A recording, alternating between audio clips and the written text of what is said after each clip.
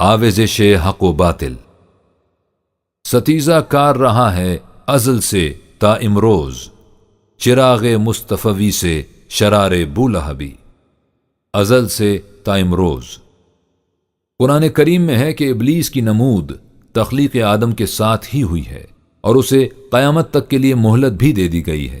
اس کا مطلب یہ ہے کہ خیر و شر کا تصادم اور حق و باطل کا تزاحم ناگزیر ہوگا۔ جہاں حق کی آواز اٹھے گی، باطل کی فریب کاریاں اور رستخیزیاں اسے دبانے کے لیے اٹھ کھڑی ہوں گی۔ جہاں کہیں چراغ مصطفی صلی اللہ علیہ وسلم نور افشاں ہوگا، شرار بولہبی اس سے ستیزہ کار نظر آئے گا۔ تغیرات زمانہ سے اس تزاحم و تصادم کے انداز بدل جائیں گے، لیکن اصل مخالفت اپنی جگہ پر بدستور قائم رہے گی۔ جنگ کے محاذ بدل جائیں گے، آلات حرب و ضرب کی شکلوں اور نوعیتوں میں تبدیلی ہو جائے گی، لیکن حریفان پنجہ شکن وہی رہیں گے۔ نہ فطرت اسد اللہ ہی بدلے گی، نہ قلب مرحبی و عنتری میں کوئی تغیر واقع ہوگا۔ وہی ابن آدم اور وہی جنود ابلیس۔ حضرت نوح علیہ السلام سے جناب عیسیٰ علیہ السلام تک کے سلسلہ رشد و ہدایت پر ایک نگاہ ڈالیے۔ یہ سلسلہ دراز کیا ہے؟ ایک داستان مسلسل ہے، اسی تزاحم و تخالف کی۔ جہاں حق و صداقت کی آواز بلند ہوئی، ابلیسی جیوش و عساکر اپنی پوری قوتوں کو ساتھ لے کر مقابلے کے لیے سامنے آ گئے۔ ان ابلیسی جیوش و عساکر کی تفاصیل کتنی ہی طول طویل کیوں نہ ہوں، اصولی طور پر یہ دو بنیادی شقوں میں تقسیم ہوں گے، اور مزید تجزیے کے بعد نظر آئے گا کہ یہ بنیادی شقیں بھی در حقیقت ایک ہی اصل کی دو شاخیں ہیں۔ اس اصل کا نام قرآن کریم کی اصطلاح میں مترفین کا گروہ ہے، یعنی وہ لوگ جو دوسروں کی کمائی پر عیش پرستی کی زندگی بسر کریں۔ غریب، مزدور، محنت کش خون پسینہ ایک کر کے کمائیں اور یہ مختلف طریقوں سے اور متنوع حربوں سے ان کی محنت کے ماحصل کو لوٹ کھسوٹ کر مزے اڑائیں۔ مفاد پرستوں کے اس گروہ کی ایک شاخ کا نام ملوکیت یعنی سرمایہ داری، جاگیرداری، زمینداری اور دور حاضر کے جدید نظام کی روح سے صنعت کاری اور کارخانہ داری ہے، اور دوسری شاخ مذہبی پیشوائیت پر مشتمل ہے۔ مقصد دونوں گروہوں کا ایک ہے، یعنی غریب کمائیں اور یہ کھائیں۔ ان دونوں گروہوں کی آپس میں ملی بھگت ہوتی ہے، اس لیے کہ ایک کے بغیر دوسرا گروہ زندہ نہیں رہ سکتا۔ برہمن راجا کو ایشور کا اوتار قرار دے کر عوام کو اس کی پرستش پر آمادہ کرتا ہے، اور راجا برہمن کی رکشا یعنی حفاظت کا ذمہ لے کر اسے عوام کے قلب و دماغ پر سوار رہنے کے قابل بناتا ہے۔ خدا کے رسول آتے ہی اس لیے تھے کہ مظلوم اور مقہور انسانیت کو ان مفاد پرستوں کے پنجہ استبداد سے چھڑا کر انہیں صحیح آزادی عطا کریں۔ ان کے خلاف ان دونوں گروہوں کا اٹھ کھڑے ہونا لازمی تھا۔ یہی ہے وہ کشمکش جو پہلے دن سے آج تک چلی آ رہی ہے۔ چنانچہ تاریخ کے اوراق اس حقیقت پر شاہد ہیں کہ جہاں خدا کا کوئی رسول آیا، ارباب مذہب عوام کے جذبات کو مشتعل کر کے ایک طرف صف آرا ہو گئے، اور ارکان دولت و اقتدار استبداد و قہرمانی کے تمام حربات و آلات کو ساتھ لے کر دوسری طرف نبرد آزما۔ مدعیان حق کی تکذیب و تذلیل کی گئی، ان کی حق پرستی کا مضحکہ اڑایا گیا، ان کی دعوت انقلاب کا استقبال استخفاف و استہزاء سے کیا گیا، ان کی انسانیت پرور تحریک کو کچلنے کے لیے ہر قسم کی تخویف و ترہیب سے کام لیا گیا۔ کہیں ان سے کہا گیا کہ اگر اپنی اس دعوت انقلاب سے باز نہیں آؤ گے تو سنسار کر دیے جاؤ گے۔ قالوا لئن لم تنته یا نوح لتکونن من المرجومین۔ لوگوں نے کہا اے نوح، اگر تو باز نہیں آئے گا اور اس دعوت انقلاب کو برابر جاری رکھے گا تو یاد رکھ تجھے سنسار کر دیا جائے گا۔ کسی کو یہ دھمکی دی گئی کہ اپنی روش نہ بدلو گے تو جلا وطن کر دیے جاؤ گے۔ قالوا لئن لم تنته یا لوط لتکونن من المخرجین۔ لوگوں نے کہا اے لوط، اگر تو باز نہیں آئے گا اور اپنی اس دعوت کو بند نہیں کرے گا تو یاد رکھ تجھے شہر بدر کر دیا جائے گا۔ کہیں قسمیں اٹھا اٹھا کر فیصلے کیے گئے کہ اس جماعت کے تمام افراد کو بیک وقت موت کے گھاٹ اتار دیا جائے تاکہ یہ ہر روز کی خلفشار ختم ہو۔ قالوا تقاسموا باللہ لنبیتنہ وأهله ثم لنقولن لولیہ ما شہدنا مہلک اہلہ وإنا لصادقون۔ ان 9 آدمیوں نے کہا ایک دوسرے کے سامنے خدا کے نام پر حلف اٹھاؤ کہ ہم اچانک صالح اور اس کے ساتھیوں کو رات کے وقت فنا کے گھاٹ اتار دیں گے، اور پھر اس کے ورثاء سے کہہ دیں گے کہ ہم نے ان لوگوں کو نہیں دیکھا جنہوں نے ان کے خاندان کو تباہ و ہلاک کر دیا ہے، اور یقیناً ہم اپنے اس بیان میں سچے ہیں۔ کہیں یہ دھمکی دی گئی کہ اگر اس انداز کو نہیں بدلو گے تو زندہ آگ میں جھونک دیے جاؤ گے۔ فما كان جواب قومه إلا أن قالوا اقتلوه أو حرقوه فأنجاه الله من النار إن في ذلك لآيات لقوم يؤمنون۔ تو ابراہیم کی قوم کا اس کے سوا کوئی جواب نہیں تھا کہ وہ کہنے لگے یہ یوں باز نہیں آئے گا، اسے قتل کر ڈالو یا آگ میں جلا دو۔ کہیں سرکشی و تمرد کی تمام قوتیں مجتمع ہو گئیں کہ اس انقلابی تحریک کے بانی کا خاتمہ کر دیا جائے جو پکار کر کہتا ہے کہ سامان ربوبیت صرف خدا کے ہاتھ میں رہنا چاہیے، انسانوں کے اقتدار میں نہیں۔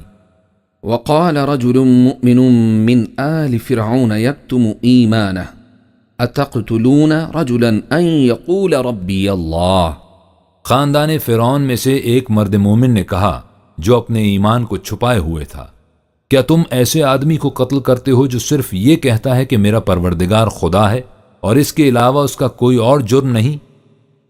قصہ بنی اسرائیل میں ہے کہ جب ساحرین دربار فرعون نے حضرت موسیٰ علیہ السلام کی طرف سے پیش کردہ صداقت کو بے نقاب دیکھ لیا تو انہوں نے اس کا اعتراف کر لیا اور رب موسیٰ پر ایمان لے آئے۔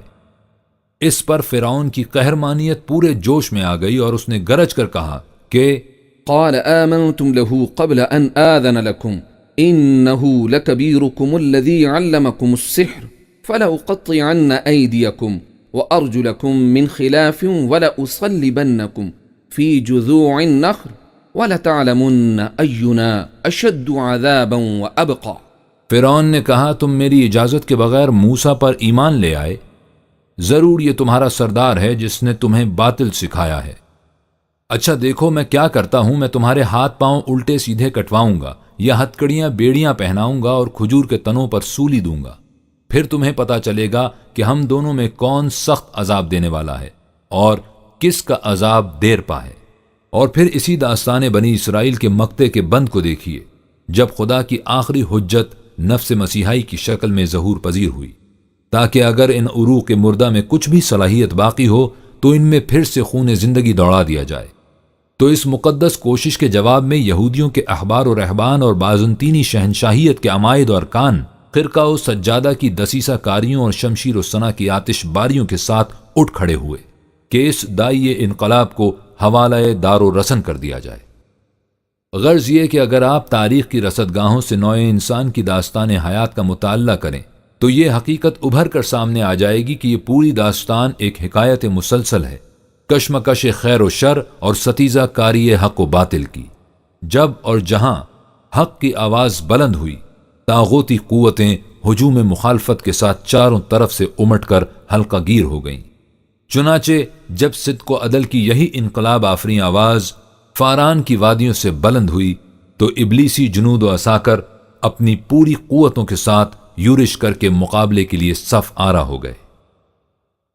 وادی فاران میں اس مقابلے کی سختی اور مخالفت کی شدت کا اندازہ کرنے کے لیے عربوں کی ان نفسیاتی خصوصیات کو ایک مرتبہ پھر سامنے لائیے جن کا ذکر گزشتہ اوراق میں ہو چکا ہے۔ جیسا کہ پہلے لکھا جا چکا ہے، سب سے پہلی چیز جو ان کے لیے قبولیت حق کی راہ میں حائل تھی ان کا قومی تفاخر اور قبائلی عصبیت تھی۔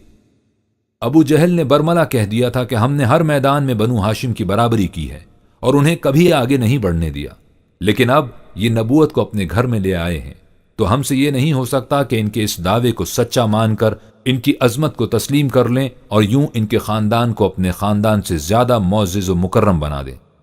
لہٰذا ان کی مخالفت دلائل و براہین کی بنا پر نہیں تھی، یہ نہیں کہ انہوں نے اس دعوت انقلاب کا ٹھنڈے دل سے مطالعہ کیا اور اسے حق کے خلاف پایا اس لیے اس سے انکار کر دیا۔ ان کا انکار صرف تکبر کی بنا پر تھا۔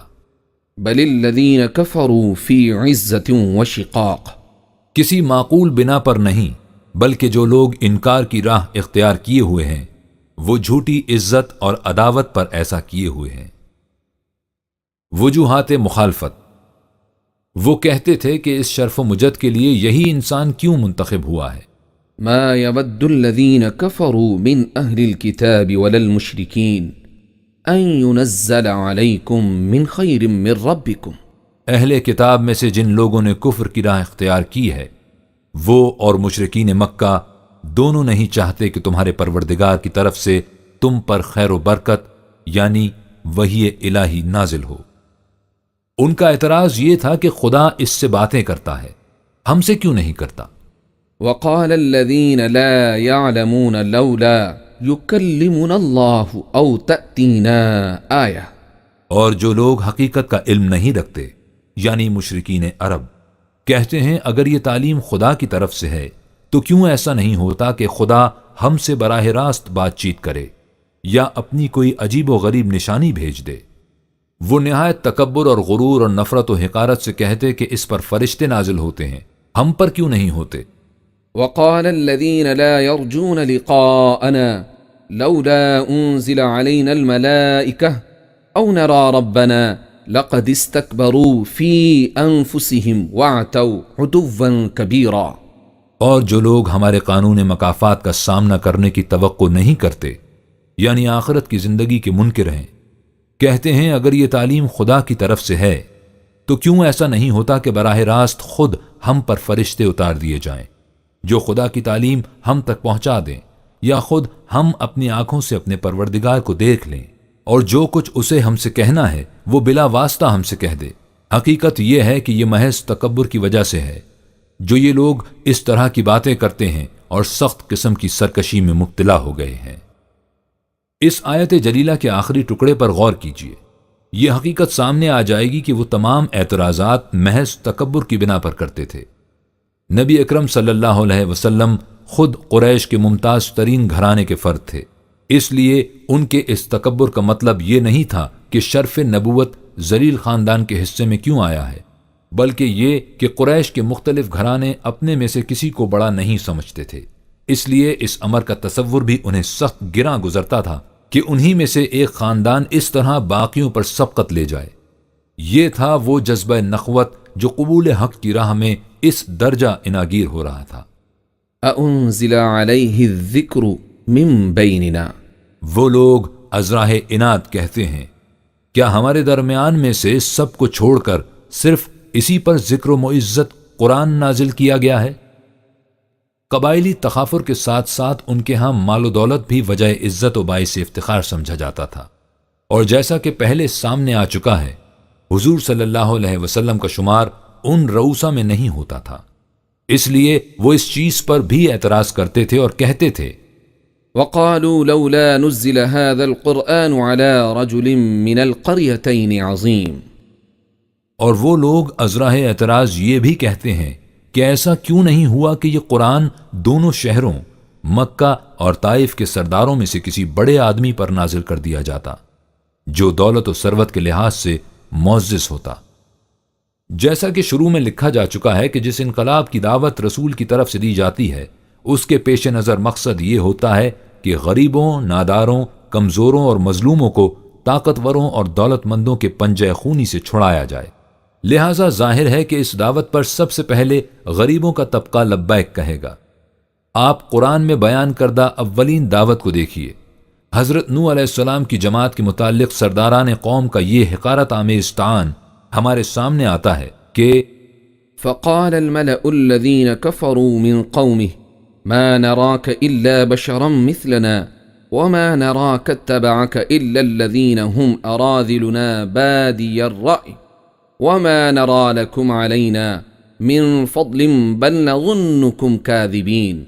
اس پر قوم کے ان دولت مند سرداروں نے جنہوں نے کفر کی راہ اختیار کی تھی کہا ہم تو تم میں اس کے سوا کوئی بات نہیں دیکھتے کہ ہماری ہی طرح کے ایک آدمی ہو، اور جو لوگ تمہارے پیچھے چلے ہیں ان میں بھی ان لوگوں کے سوا کوئی نہیں دکھائی دیتا جو ہم میں کمینے ہیں اور بے سوچے سمجھے تمہارے پیچھے ہو لیے ہیں. ہم تو تم لوگوں میں اپنے سے کوئی برتری نہیں پاتے بلکہ سمجھتے ہیں کہ تم جھوٹے ہو. نفرت و حقارت، یہی کیفیت قرآنی تحریک انقلاب کی تھی. جو سعید روحیں سب سے پہلے جماعت مؤمنین میں شامل ہوئیں ان میں اکثریت غربا ہی کی تھی، اس لیے اکابر قریش انہیں بنگاہ حقارت دیکھتے اور طنزاً کہتے کہ اہؤلاء من اللہ علیہم من بیننا، کیا یہی ہیں وہ لوگ جنہیں اللہ نے ہم سے اپنے بذل و احسان کے لیے چن لیا ہے؟ نہ صرف ذلیل ہی بلکہ انہیں سفیہو یعنی بے وقوف بھی کہتے۔ وَإِذَا قِيلَ لَهُمْ آمِنُوا كَمَا آمَنَ النَّاسُ قَالُوا أَنُؤْمِنُ كَمَا آمَنَ السُّفَهَاءُ، اور جب ان لوگوں سے کہا جاتا ہے کہ اپنی مفسدانہ روش سے باز آ جاؤ اور راست بازی کے ساتھ ایمان کی راہ اختیار کرو جس طرح اور لوگوں نے اختیار کی ہے، تو کہتے ہیں کیا ہم بھی اسی طرح ایمان لے آئیں جس طرح یہ بے وقوف آدمی ایمان لے آئے ہیں۔ بشریت پر اعتراض۔ نبی کی سب سے بڑی خصوصیت یہ ہوتی تھی کہ وہ خدا سے ہم کلام ہونے کے باوجود عام انسانوں جیسی زندگی بسر کرتا تھا۔ اس کی امتیازی خصوصیت وحی کے بعد اس کی سیرت کی بلندی ہوتی تھی، لیکن مذہبی پیشوائیت عوام کے ذہن میں یہ بات بٹھا دیتی تھی کہ نبی عام انسانوں سے الگ تھلگ ایک عجیب قسم کی محیر العقول ہستی ہوتی ہے۔ اس سے قدم قدم پر معجزے سرزد ہوتے ہیں، اس کی ہر بات خارق عادت اور خلاف فطرت ہوتی ہے۔ فرشتے اس کے جلوں میں چلتے ہیں، اس سے پتھر باتیں کرتے ہیں، پہاڑ اس کے اشارے پر کانپنے لگ جاتے ہیں، وہ خشک زمین سے تر و تازہ پھل اگا دیتا ہے، اس کی ایک نگاہ سے سینکڑوں بیماریاں دور ہو جاتی ہیں، اس کی ایک آواز پر مردے جی اٹھتے ہیں۔ ارباب مذہب خدا کے رسولوں کے متعلق اس قسم کا تصور عوام کے ذہن میں پیوست کر دیتے تھے، اور جب رسول ان کے اس تصور پر پورا نہیں اترتا تھا تو وہ اسے جھٹلاتے تھے، تنگ کرتے تھے، اس کا مذاق اڑاتے تھے۔ چنانچہ قرآن میں ہے أكان للناس عجبا أن أوحينا إلى رجل منهم أن أنذر الناس وبشر الذين آمنوا أن لهم قدم صدق عند ربهم قال الكافرون إن هذا لساحر مبين۔ کیا لوگوں کو اس بات پر تعجب ہو رہا ہے کہ انہی میں سے ایک آدمی پر ہم نے وحی بھیجی ہے، اس بات کی وحی کہ لوگوں کو انکار و بد عملی کے نتائج سے خبردار کر دے اور ایمان والوں کو خوشخبری دے دے کہ پروردگار کے حضور ان کے لیے اچھا مقام ہے۔ اسی لیے کفار کہتے ہیں کہ یہ شخص بالکل جھوٹا ہے۔ دوسری جگہ ہے وعجبوا أن جاءهم منذر منهم وقال الكافرون هذا ساحر كذاب، اور لوگوں کو اس بات پر اچنبھا ہو رہا ہے کہ ان کے پاس انکار و بدعملی کے نتائج سے آگاہ کرنے والا رسول انہی میں سے کیسے آ گیا، اور اس بنا پر منکرین دعوت کہتے ہیں کہ یہ شخص اپنے دعوے میں جھوٹا ہے۔ سورہ قاف میں ہے بل عجبوا أن جاءهم منذر منهم فقال الكافرون هذا شيء عجيب۔ یہ لوگ کسی دلیل و برہان سے انکار نہیں کر رہے، بلکہ انہیں اس بات پر اچنبھا ہو رہا ہے کہ انکار و بدعملی کے نتائج سے آگاہ کرنے والا یعنی رسول انہی میں سے کیسے آ گیا۔ چنانچہ منکرین دعوت کہتے ہیں کہ یہ تو عجیب سی بات ہے جو ہماری سمجھ میں نہیں آتی۔ اسی کہنہ اعتراض کی صدائے بازگشت کہ رسول مافوق البشر ہونا چاہیے۔ وما منع الناس أن يؤمنوا إذ جاءهم الهدى إلا أن قالوا أبعث الله بشرا رسولا۔ اور حقیقت یہ ہے کہ جب کبھی اللہ کی ہدایت دنیا میں ظاہر ہوئی تو اس بات نے لوگوں کو ایمان لانے سے روکا کہ متعجب ہو کر کہنے لگے کیا اللہ نے ہماری طرح کا ایک آدمی پیغمبر بنا کر بھیج دیا ہے۔ مخالفین کے سرغنے خفیہ سازشوں میں اسی اعتراض کو پیش کر کے عوام کو فریب میں مبتلا رکھنے کی کوشش کرتے تھے۔ وَأَسَرُّ النَّجْوَى الَّذِينَ ظَلَمُوا هَلْ هَذَا إِلَّا بَشَرٌ مِثْلُكُمْ أَفَتَ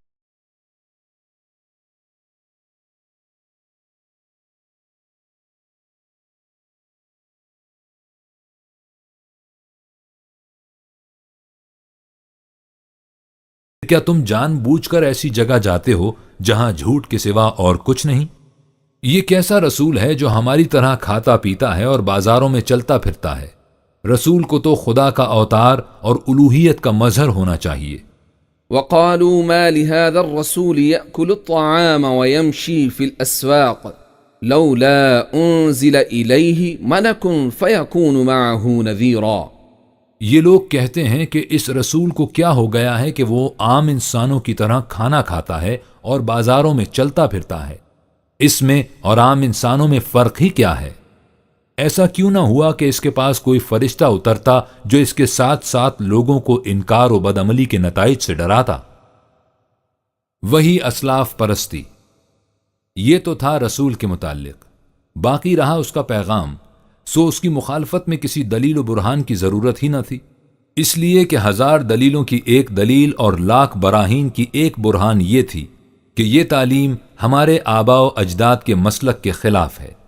وہی دلیل جس نے نوع انسانی کو علم و بصیرت کی راہوں پر گامزن ہونے سے ہمیشہ روکا، وہی برہان جس کی وجہ سے انسان کے تفکر و تدبر کی قوتوں پر ہمیشہ جمود و تعطل کا فالج گرتا رہا، وہی تقلید ائمہ، بریفو کے الفاظ میں کسٹم تھاٹ، جس نے انسانیت کو ارتقائی مدارج طے کرنے سے ہمیشہ باز رکھا، وہ جزام جس کے مہلک جراثیم دین و دانش کے جسد صالح کی ہلاکت میں ہمیشہ سرگرم عمل رہے، وہ نگاہ فریب شخصیت پرستی جو خدا اور اس کے بندوں کے درمیان حجاب اکبر بن کر حائل رہی، یعنی ابلیس کا وہ حربہ جس سے اس نے ابن آدم کو اس کی منزل مقصود تک پہنچانے والے صراط مستقیم سے ہمیشہ گمراہ کیا۔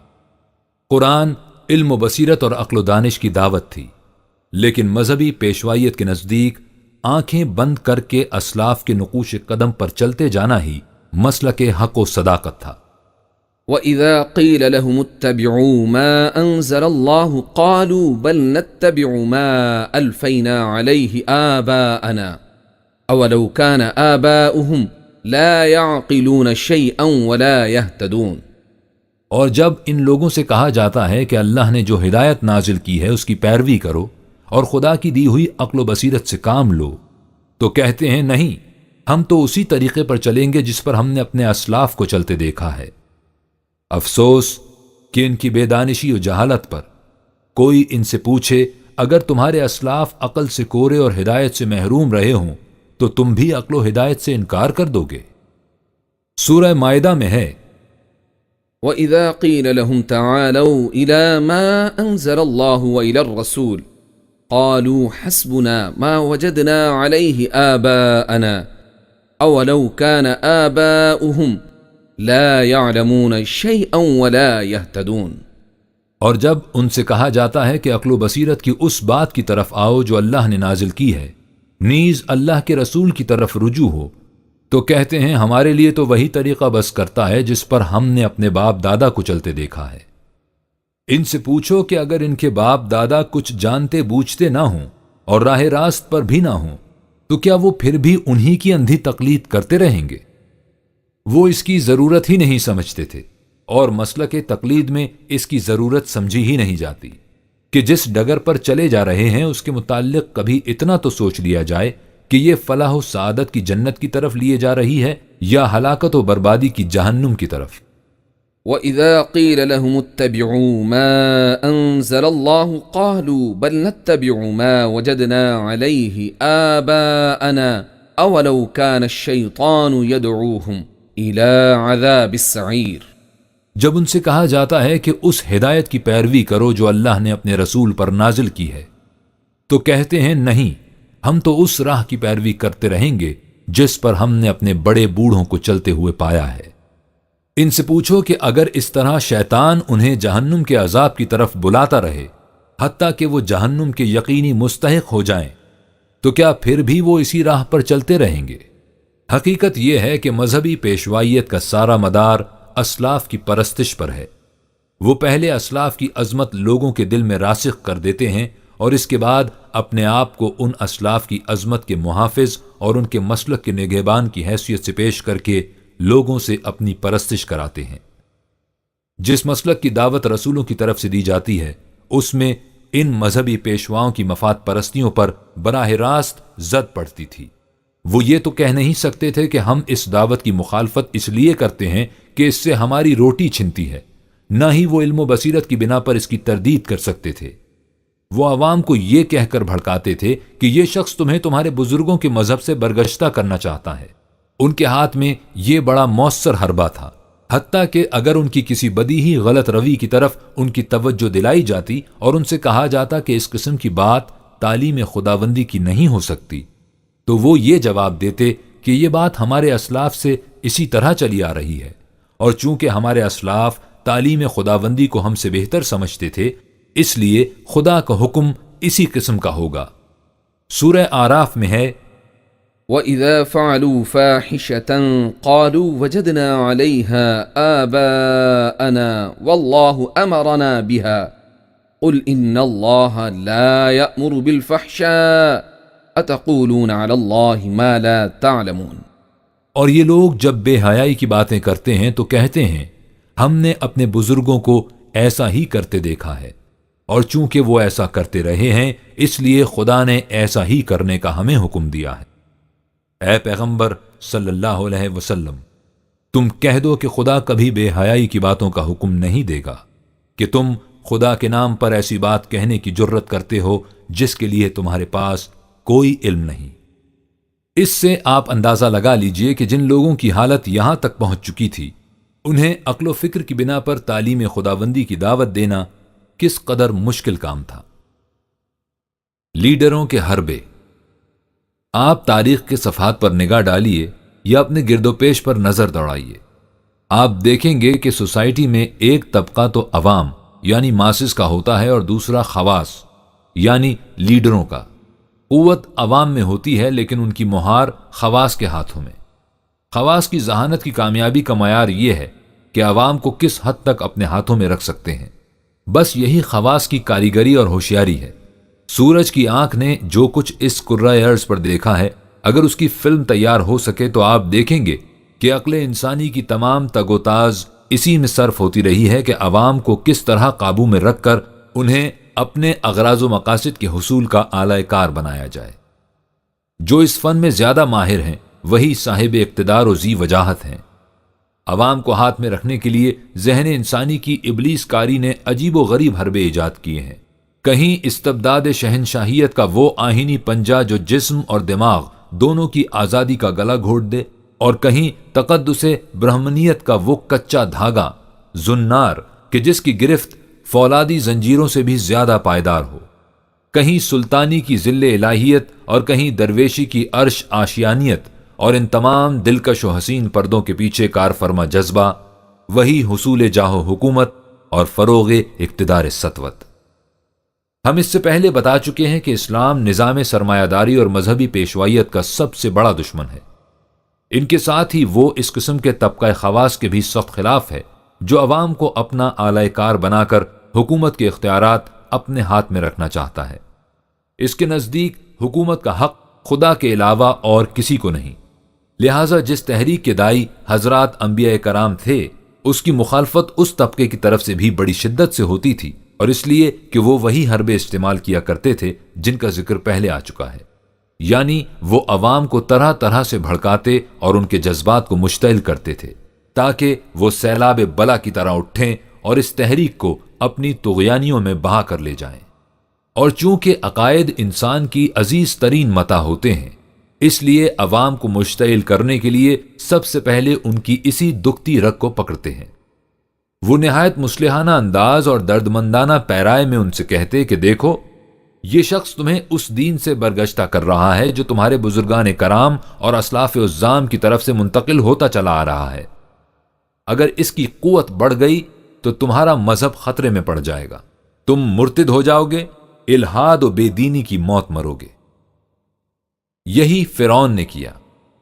فرعون اور حضرت موسیٰ کی آویزش میں دیکھیے، فرعون اتنی بڑی قوت کا مالک تھا لیکن اس کے باوجود اسے عوام کے اسی کمزور پہلو سے فائدہ اٹھانا پڑا۔ اس نے ان سے کہا کہ وقال فرعون ذرونی اقتل موسیٰ ولیدع ربہ انی اخاف ان یبدل دینکم او ان یظہر فی الارض الفساد۔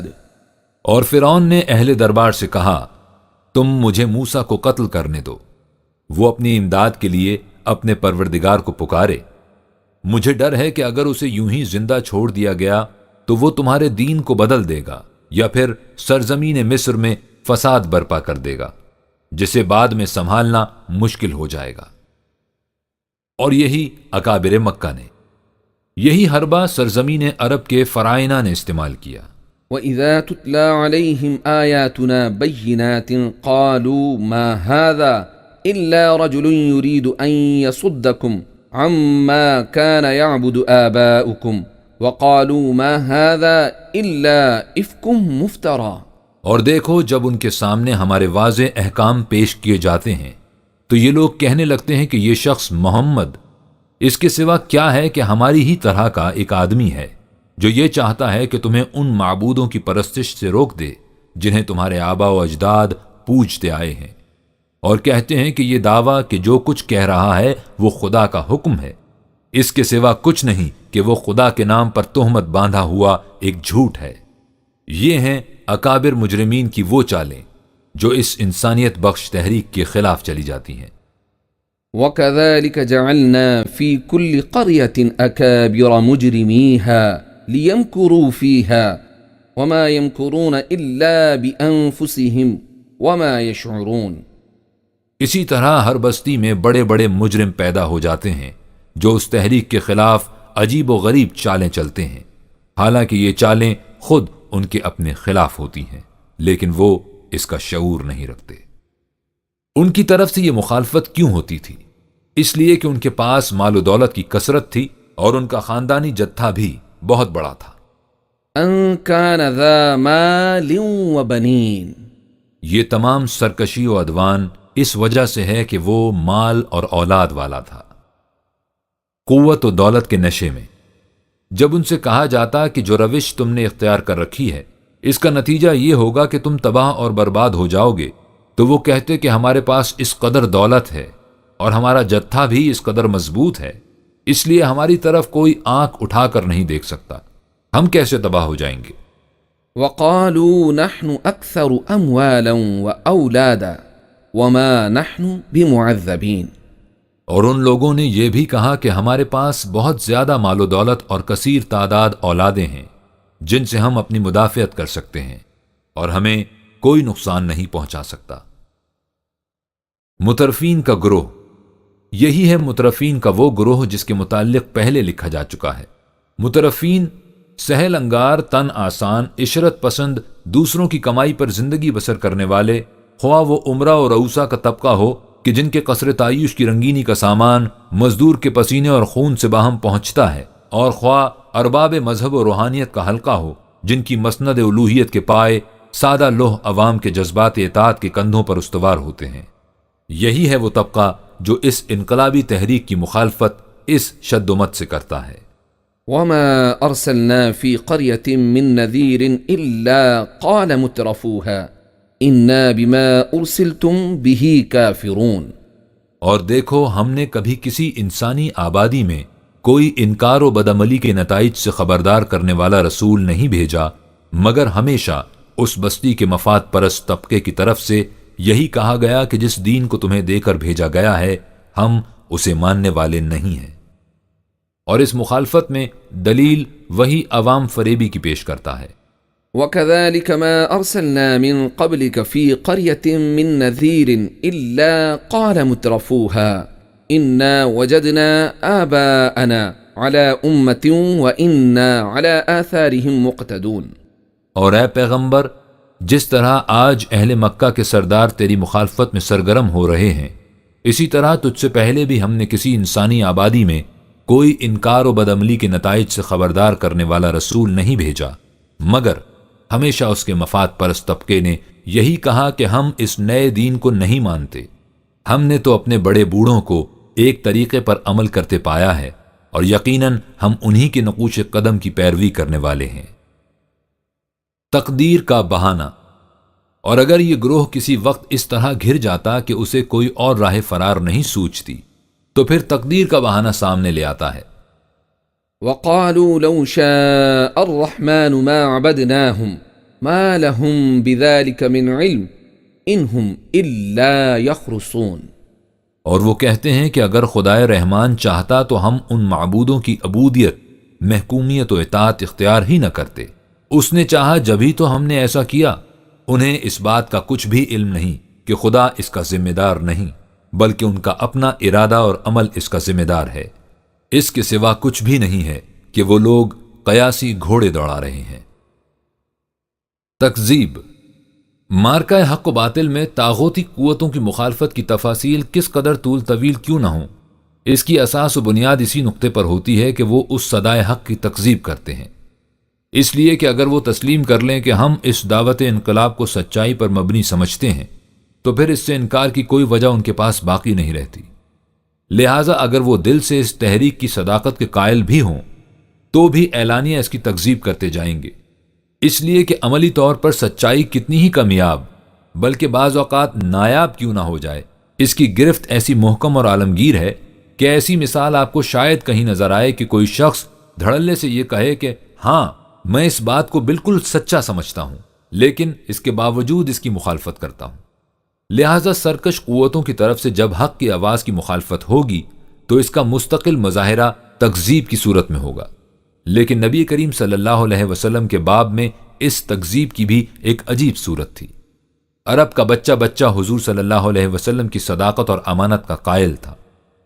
آپ صلی اللہ علیہ وسلم کی موجودگی ہی میں نہیں بلکہ غیبت میں بھی وہ اس کے معترف تھے، حتیٰ کہ ہرقل کے دربار میں ابو سفیان جیسے متشدد دشمن کو اس کا اعتراف کرنا پڑا کہ مدعی نبوت نے اپنی ساری زندگی میں کبھی جھوٹ نہیں بولا، لیکن اس کے باوجود وہ آپ صلی اللہ علیہ وسلم کے دعوی نبوت کی تکذیب کرتے تھے۔ خود قرآن کریم میں ہے کہ قد نعلم إنه ليحزنك الذي يقولون فإنهم لا يكذبونك ولكن الظالمين بآيات الله يجحدون۔ اے پیغمبر، ہم جانتے ہیں کہ یہ لوگ انکار و تعصب کی جیسی کچھ باتیں کہتے ہیں، وہ بلا شبہ تمہارے لیے آزردگی کا موجب ہوتی ہیں، لیکن وہ تمہیں نہیں جھٹلاتے، یعنی تمہیں جھوٹا کہنے کی جرت نہیں کر سکتے کیونکہ تمہاری راست گوئی سب کو معلوم ہے، لیکن یہ ظالم دیدہ و دانستہ احکام خداوندی سے انکار کرتے ہیں۔ ذرا غور کیجئے کہ یہ صورتحال کس قدر تعجب انگیز اور تحیر خیز ہے کہ وہ اس حقیقت کا اعتراف کرتے ہیں کہ آپ صلی اللہ علیہ وسلم نے ساری زندگی میں جھوٹ کبھی نہیں بولا، لیکن بائی ہمہ اس ایک بات میں آپ صلی اللہ علیہ وسلم کی سچائی کو تسلیم نہیں کرتے۔ صاف نظر آ جاتا ہے کہ یہ تکذیب محض بربنائے مخالفت تھی، حقیقت پر مبنی نہ تھی، نہ ہی اس بات پر کہ وہ اس دعوے کے مختلف پہلوؤں پر غور کر کے اس نتیجے پر پہنچے ہوں کہ یہ دعویٰ سچا نہیں، وہ بس اس کی تکذیب کیے جا رہے تھے۔ بل كذبوا بما لم يحيطوا بعلمه ولما يأتهم تأويله كذلك كذب الذين من قبلهم فانظر كيف كان عاقبة الظالمين۔ نہیں، یہ بات نہیں ہے، اصل بات یہ ہے کہ جس بات پر وہ اپنے علم سے احاطہ نہ کر سکے اور جس بات کا نتیجہ ابھی پیش نہیں آیا اس کے جھٹلانے پر آمادہ ہو گئے، ٹھیک اسی طرح ان لوگوں نے بھی جھٹلایا تھا جو ان سے پہلے گزر چکے ہیں، سو تم دیکھنا کہ ان کی اس روش کا انجام کیا ہوتا ہے۔ حالانکہ اگر وہ ذرا غور و فکر سے کام لیتے تو یہ حقیقت ان پر واشگاف ہو جاتی کہ جس شخص نے زندگی کے کسی دوسرے معاملے میں کبھی جھوٹ نہیں بولا، اس کا یہ دعویٰ بھی سچائی پر مبنی ہوگا کہ وہ جو کہتا ہے خدا کا پیغام ہے۔ وَكَذَّبَ بِهِ قَوْمُكَ وَهُوَ الْحَقِّ قُلْ لَسْتُ عَلَيْكُمْ بِوَكِيلٍ۔ اور اے پیغمبر، تیری قوم نے اسے جھٹلایا ہے حالانکہ وہ حق ہے، تم ان سے کہہ دو اگر تم جھٹلاتے ہو تو جھٹلاؤ، میں تم پر کچھ نگہبان نہیں ہوں کہ تمہیں قبول حق پر مجبور کر دوں، اس کا نتیجہ خود تمہارے سامنے آ جائے گا۔ افطرا کا الزام، لیکن وہ برابر پروپیگنڈا کیے جاتے تھے کہ یہ افسانہ ترازی ہے، یہ معاذ اللہ خود ہی کچھ فقرے وضع کر لیتا ہے یا کسی اور سے لکھوا لیتا ہے اور انہیں پھر اللہ کی طرف منسوب کر دیتا ہے۔ وقال الذين كفروا إن هذا إلا إفك افتراه وأعانه عليه قوم آخرون فقد جاءوه ظلما وزورا۔ اور دیکھو جو لوگ دعوت حق سے انکار کی راہ اختیار کیے ہوئے ہیں وہ کہتے ہیں کہ یہ قرآن اس کے سوا کیا ہے کہ ایک جھوٹ ہے جسے محمد نے گھڑ لیا ہے، اور اس سلسلے میں کچھ دوسرے لوگ بھی اس کی مدد کرتے ہیں۔ حقیقت یہ ہے کہ اس قسم کی باتیں بنا کر وہ ایک بہت بڑے ظلم اور جھوٹ کے مرتکب ہوتے ہیں۔ وہ کہتے کہ یہ باتیں اسے کوئی اور سکھا جاتا ہے۔ ثم تولوا عنه وقالوا معلم مجنون۔ وہ ہمارے رسول سے منہ موڑ کر آراز کر کے چلتے بنے، یہ کہتے ہوئے کہ یہ تو سکھایا پڑھایا ہوا پاگل ہے۔ کبھی کہتے کہ اس قرآن میں ہے ہی کیا، بس اگلے لوگوں کے قصے کہانیاں ہیں. اذا تتلى عليه آیاتنا قال اساطیر الاولین، جب اس کے سامنے ہمارے احکام پیش کیے جاتے ہیں تو یہ کہتا ہے کہ اس میں رکھا ہی کیا ہے، یہ تو بس پچھلے لوگوں کے قصے کہانیاں ہیں. اسے معاذ اللہ یہ کہانیاں کہیں سے مل گئی ہیں، انہیں ہمارے سامنے دہراتا رہتا ہے. وقالوا اساطیر الاولین اکتتبها فهي تملى عليه بکرة واصیلا، وہ یہ بھی کہتے ہیں کہ یہ تو پچھلے لوگوں کے قصے کہانیاں ہیں جنہیں لوگ آ کر اس سے بیان کرتے ہیں اور یہ انہیں لکھ لیتا ہے، پھر وہی باتیں اس کے ہاں صبح و شام کاتبوں کو لکھوائی جاتی ہیں. باقی رہے اس کے دوسرے مضامین، سو وہ بجز ای نیست کہ خوابوں کی باتیں اور واہمہ کے افسانے ہیں. بل قالوا اضغاث احلام بل افتراہ بل هو شاعر، اتنا ہی نہیں بلکہ انہوں نے کہا کہ یہ محض خواب و خیال کی باتیں ہیں، بلکہ من گھڑت دعویٰ ہے، نہیں بلکہ یہ شاعر ہے. ساحر و کذاب، اس کی ہر بات جھوٹ ہے. ولما جاءهم الحق قالوا هذا سحر وإنا به كافرون، اور دیکھو جب حق قرآنی ہدایت ان کے پاس آ گیا تو وہ کہنے لگے کہ یہ تو جھوٹ ہے اور اس میں کوئی شبہ نہیں کہ ہم اس سے انکار کرنے والے ہیں. اس لیے یہ پناہ بخدا ساحر و کذاب ہے. وعجبوا ان جاءهم منذر منهم وقال الكافرون هذا ساحر كذاب، اور دیکھو انہیں اس بات پر اچھمبا ہو رہا ہے کہ ان کے پاس انکار و بدعملی کے نتائج سے آگاہ کرنے والا یعنی رسول انہی میں سے کیسے آ گیا، اور ان منکرین نے یہاں تک کہہ دیا کہ یہ پیغمبر تو جھوٹا، بہت بڑا جھوٹا ہے. قرآن کو مت سنو. وہ زبان سے یہ کچھ کہتے تھے لیکن دل میں خوب سمجھتے تھے کہ اس پیغام حق و صداقت کا اثر کس قدر گہرا اور دل نشین ہے، یہ کتنی جلدی دل کی گہرائیوں تک اتر جاتا ہے. جس کے کان میں اس کی آواز پڑتی ہے وہ کس قدر والہانہ انداز سے اس کا گرویدہ ہو جاتا ہے. وہ اسے سحر یعنی جھوٹ کہتے، لیکن اس کے ساتھ ہی یہ بھی خوب جانتے تھے کہ اس کا اثر بڑا سحر آفریں ہے، اس لیے کہ وہ اس خطرے کی روک تھام کے لیے ایسا اہتمام کرتے کہ کوئی اسے سننے ہی نہ پائے. اس کے لیے وہ کہتے کہ جہاں قرآن کی تلقین ہو رہی ہو اتنا شور مچاؤ، ایسا ہنگامہ برپا کرو کہ کوئی اسے سن ہی نہ سکے.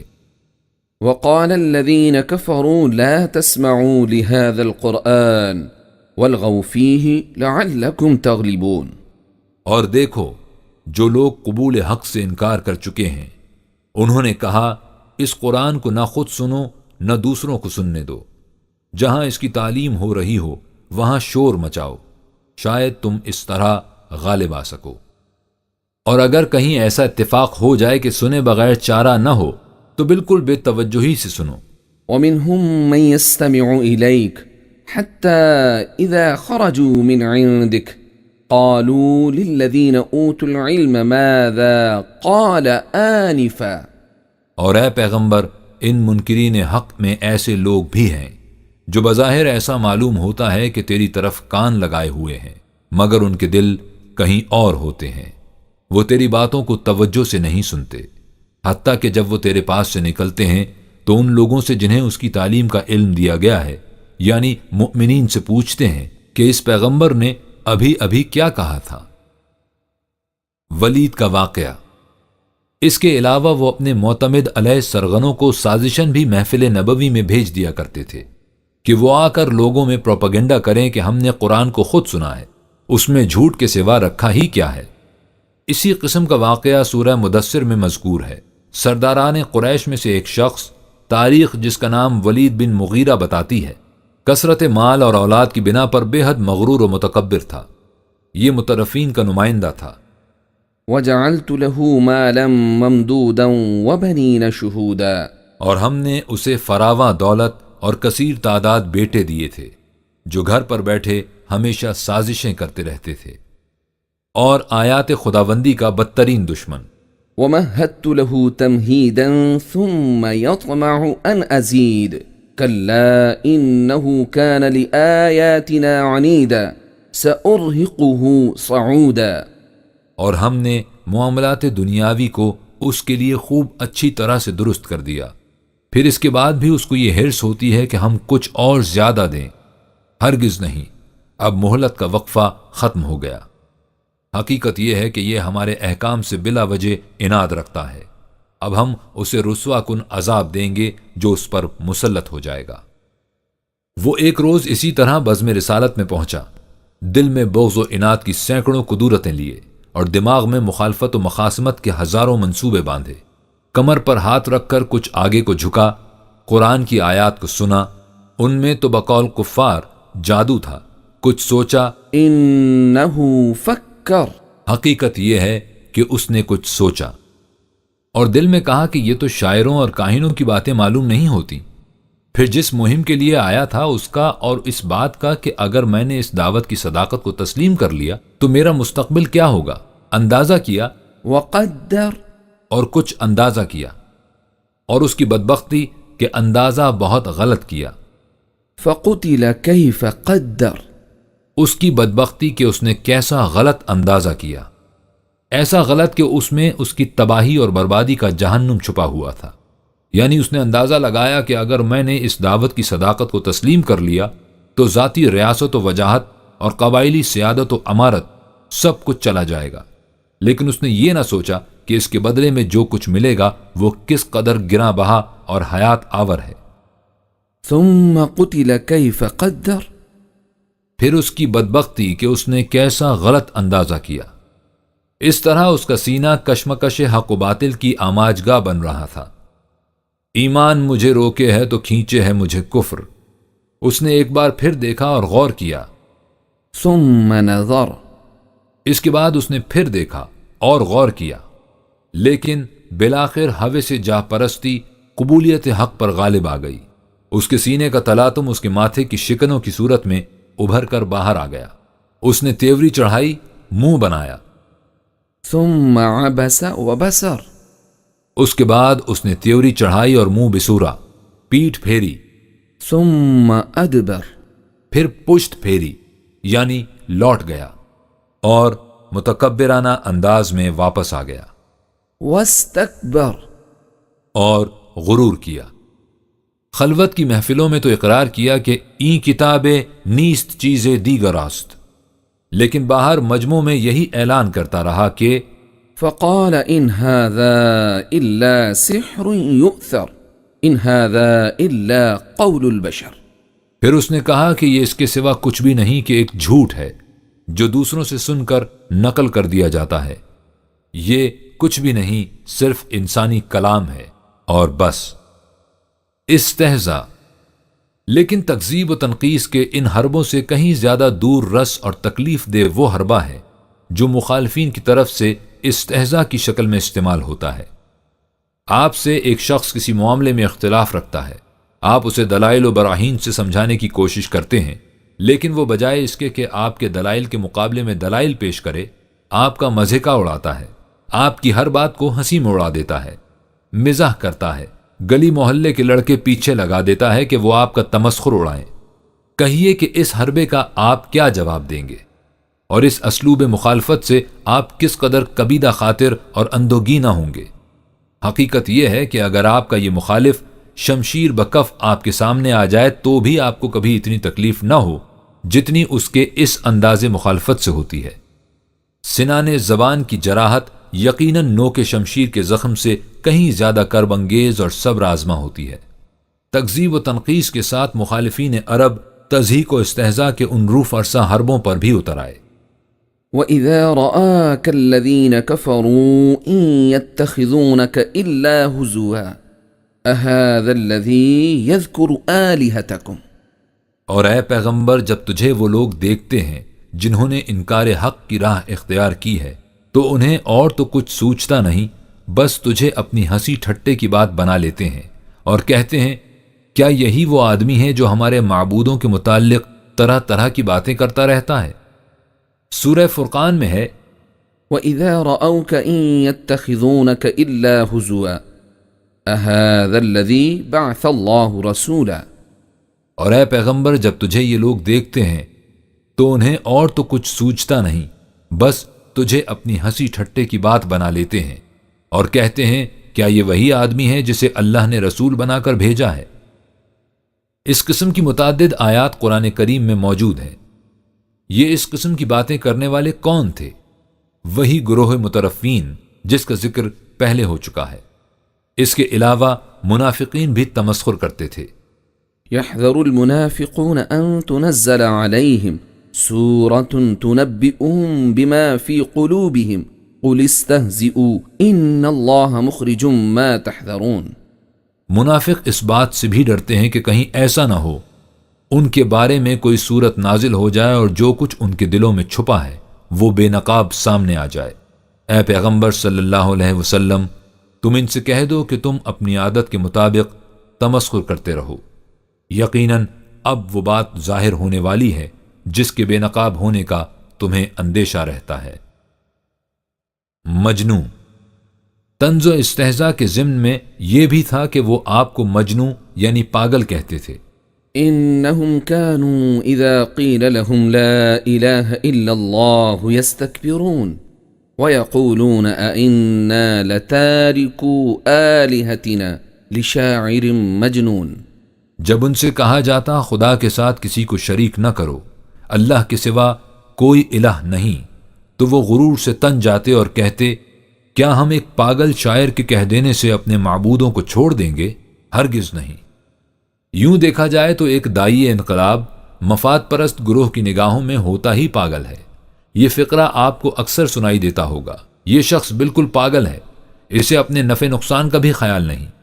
چونکہ داعی انقلاب کی زندگی اور اس کے مقاصد مفاد پرست گروہ کے پیمانوں اور معیاروں کے مطابق سراسر نقصان کا سودا ہوتے ہیں، اور وہ سمجھتے ہیں کہ اگر یہ داعی اپنی اس دعوت کو چھوڑ دے تو یہ کس قدر دنیاوی مفاد حاصل کر سکتا ہے، اس لیے وہ اسے پاگل کہتے ہیں۔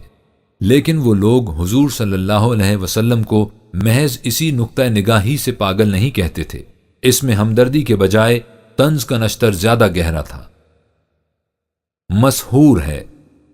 عربوں میں اور ازمنہ قدیم میں ہر جگہ جادو پر بڑا گہرا اعتقاد تھا، چنانچہ وہ یہ بھی کہتے تھے کہ حضور صلی اللہ علیہ وسلم پر کسی نے جادو کر رکھا ہے، اسی لیے یہ معاذ اللہ اس قسم کی بہکی بہکی باتیں کرتا ہے۔ نحن أعلم بما يستمعون به إذ يستمعون إليك وإذ هم نجوى إذ يقول الظالمون إن تتبعون إلا رجلا مسحورا۔ اے پیغمبر، جب یہ لوگ تمہاری طرف کان لگاتے ہیں تو جو کچھ ان کو سننا ہوتا ہے اسے ہم اچھی طرح جانتے ہیں، اور جب یہ ظالم باہم سرگوشیاں کرتے ہیں تو کہتے ہیں تم جس آدمی کے پیچھے چل رہے ہو وہ اس کے سوا کیا ہے کہ جادو سے مارا ہوا ہے، تو اس سے بھی ہم بے خبر نہیں ہیں۔ شاعر ہے۔ عربوں میں شعراء کے متعلق عقیدہ تھا کہ ان کے پاس جن آتے ہیں جو انہیں اس قسم کی باتیں سکھاتے ہیں۔ حضور کے متعلق بھی وہ کہتے کہ یہ شاعر ہے جو تخیلات کی دنیا میں بیٹھا افسانہ ترازی کرتا رہتا ہے۔ بل قالوا اضغاث احلام بل افتراه بل هو شاعر۔ اتنا ہی نہیں بلکہ یہ کہتے ہیں کہ یہ محض خواب و خیال کی باتیں ہیں، اس کا من گھڑت دعویٰ ہے، نہیں بلکہ یہ شاعر ہے۔ اس لیے وہ کہتے کہ کیا ہم ایک ایسے شخص کے کہنے سے اپنے معبودوں کو چھوڑ دیں؟ وَيَقُولُونَ أَإِنَّا لَتَارِكُو آلِهَتِنَا لِشَاعِرٍ مَجْنُونَ۔ اور وہ کہتے کہ کیا ہم ایک پاگل شاعر کے لیے اپنے معبودوں اور دیوتاؤں کو چھوڑ دیں؟ ہرگز نہیں۔ وہ کہتے کہ اس کے تخیل کی یہ بلند پروازیاں محض ہنگامی جذبات کی پیدا کردہ ہیں، چند دنوں کے بعد جب یہ جذبات فرو ہو جائیں گے تو یہ تخیلات بھی ختم ہو جائیں گے۔ شاعر جو کچھ کہتے ہیں وہ محض لطائف ہوتے ہیں، حقائق نہیں ہوتے، اس لیے مرور زمانہ سے وہ ختم ہو جاتے ہیں، لہٰذا اس کی ان باتوں کو سنجیدگی سے لینا ہی نہیں چاہیے۔ ام یقولون شاعر نتربص به ریب المنون۔ بلکہ وہ یہاں تک کہہ گزرتے ہیں کہ وہ یعنی محمد صلی اللہ علیہ وسلم تو شاعر ہے جس کے تخیل کی بلند پروازیاں خاص وقت تک کے لیے ہیں، ہم اسی وقت کا انتظار کر رہے ہیں جب مرور زمانہ سے اس کے تخیل کی بلند پروازی ختم ہو جائے گی۔ اہل کتاب کی مخالفت۔ انہی مخالفین میں ایک گروہ اہل کتاب یہود و نصارہ کا بھی تھا۔ ان کی آسمانی کتابوں میں جیسی کچھ بھی وہ ان کے پاس رہ گئی تھیں ایک آنے والے نبی کی بشارت موجود تھی اور وہ اس موعودہ رسول کے انتظار میں تھے۔ نبی اکرم صلی اللہ علیہ وسلم میں اس آنے والے کی تمام علامات موجود تھیں، اس لیے وہ حضور صلی اللہ علیہ وسلم کو اچھی طرح پہچانتے تھے۔ الذين آتيناهم الكتاب يعرفونه كما يعرفون أبناءهم وإن فريقا منهم لا يكتمون الحق وهم يعلمون۔ اور حقیقت یہ ہے کہ جن لوگوں کو ہم نے اس سے پہلے کتاب دی تھی، یعنی اہل کتاب کے علماء، ان پر حقیقت حال پوشیدہ نہیں ہے۔ وہ پیغمبر اسلام کو ویسے ہی پہچانتے ہیں جس طرح اپنی اولاد کو پہچانتے ہیں، لیکن اس پر بھی ان میں ایک گروہ ایسا ہے جو دیدہ و دانستہ سچائی کو چھپاتا ہے۔ مذہب کے علمبردار۔ دین اور مذہب کی کشمکش بھی تاریخ انسانیت کی عجیب داستان ہے۔ دین اس نظام زندگی کا نام ہے جو قوانین خداوندی کے مطابق متشکل ہوتا ہے۔ خدا کا ہر رسول دین لاتا تھا اور اسے عملاً متشکل کرتا تھا۔ اس کے بعد اس کے متبعین اس دین خاص میں اپنے خیالات کی آمیزش کرنی شروع کر دیتے تھے، اور اس طرح رفتہ رفتہ وہ دین مذہب بن جاتا تھا، یعنی چند بے معنی معتقدات اور بے روح رسومات کا مجموعہ جنہیں زندگی کے عملی معاملات سے کوئی سروکار نہ ہو۔ مذہبی پیشوائیت اس مذہب کی محافظ اور اجارہ دار ہوتی تاکہ اس کے ذریعے اپنے مفاد حاصل کر سکے۔ اس کے بعد خدا کا دوسرا رسول آتا اور وہ اس مذہب کی جگہ پھر دین خالص پیش کرتا۔ اس کی دعوت کی مخالفت سب سے پہلے اسی مذہبی پیشوائیت کی طرف سے ہوتی۔ یہی کچھ سابقہ انبیاء کرام علیہ السلام کے ساتھ ہوا اور یہی صورت نبی کریم صلی اللہ علیہ وسلم کے ساتھ پیش آئی۔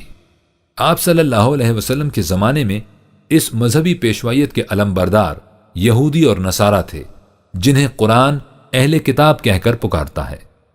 قرآن کریم میں ان کی مخالفت کا ذکر بڑی شرح و بسط سے آیا ہے۔ اس مخالفت کے محرکات کئی ایک تھے۔ ان کا بنیادی اعتراض یہ تھا کہ نبوت بنی اسرائیل کے لیے مخصوص ہے اور یہ بنی اسماعیل میں سے ہے، اس لیے ہم اس کے دعوے کو کس طرح تسلیم کر لیں۔ مذہبی سیادت کی وجہ سے اس نسلی عصبیت کے بعد ان کے سامنے مذہبی سیادت کا سوال تھا۔ قرآن اس برہمنیت یعنی پریسٹ ہوڈ کو مٹانے کے لیے آیا تھا، جسے انہوں نے بطور خدائی استحقاق اپنے لیے مختص کر رکھا تھا اور جس کی روح سے وہ تمام قوم کے قلوب و اذہان پر حکومت کرتے تھے۔ قرآن پر ایمان لانے سے یہ سیادت و ریاست ختم ہو جاتی تھی، اس لیے وہ کہتے کہ اگر اس تعلیم کو ہماری مرضی کے مطابق بدل دو تو ہم ایمان لے آئیں گے۔ وَإِذَا تُتْلَى عَلَيْهِمْ آيَاتُنَا بَيِّنَاتٍ قال الذين لا يرجون لقاء نأت بقرآن غير هذا أو بدله قل ما يكون لي أن أبدله من تلقاء نفسي إن أتبع إلا ما يوحى إليه إني أخاف إن عصيت ربي عذاب يوم عظيم۔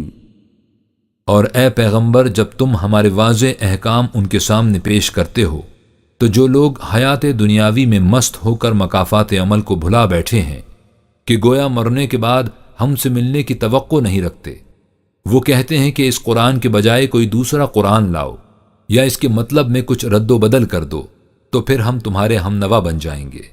اے پیغمبر، تم کہہ دو کہ میرا یہ مقدور نہیں کہ اپنے جی سے اس میں رد و بدل کر دوں، میں تو بس اسی حکم کا تابع ہوں جو مجھ پر وحی کیا جاتا ہے۔ میں ڈرتا ہوں کہ اگر اپنے پروردگار کے حکم سے سرتابی کروں تو میں بھی خدا کے عذاب عظیم میں گرفتار ہو جاؤں گا۔ اس مطالبے کا محرک جذبہ تو وہی اپنے خدائی حقوق کا تحفظ تھا، لیکن اسے وہ اس مقدس نقاب میں چھپاتے کہ قرآن کی تعلیم ہماری کتابوں کی تعلیم کے خلاف جاتی ہے، اور اس دعوے کے ثبوت میں وہ یوں ہی آ کر کہہ دیتے کہ ہمارے ہاں یہ لکھا ہے اور وہ لکھا ہے۔ وَإِنَّ مِنْهُمْ لَفَرِيقًا يَلْوُونَ أَلْسِنَتَهُمْ بِالْكِتَابِ لِتَحْسَبُوهُ مِنَ الْكِتَابِ وَمَا هُوَ مِنَ الْكِتَابِ وَيَقُولُونَ هُوَ مِنْ عِنْدِ اللَّهِ وَمَا هُوَ مِنْ عِنْدِ اللَّهِ وَيَقُولُونَ عَلَى اللَّهِ الْكَذِبَ وَهُمْ يَعْلَمُونَ۔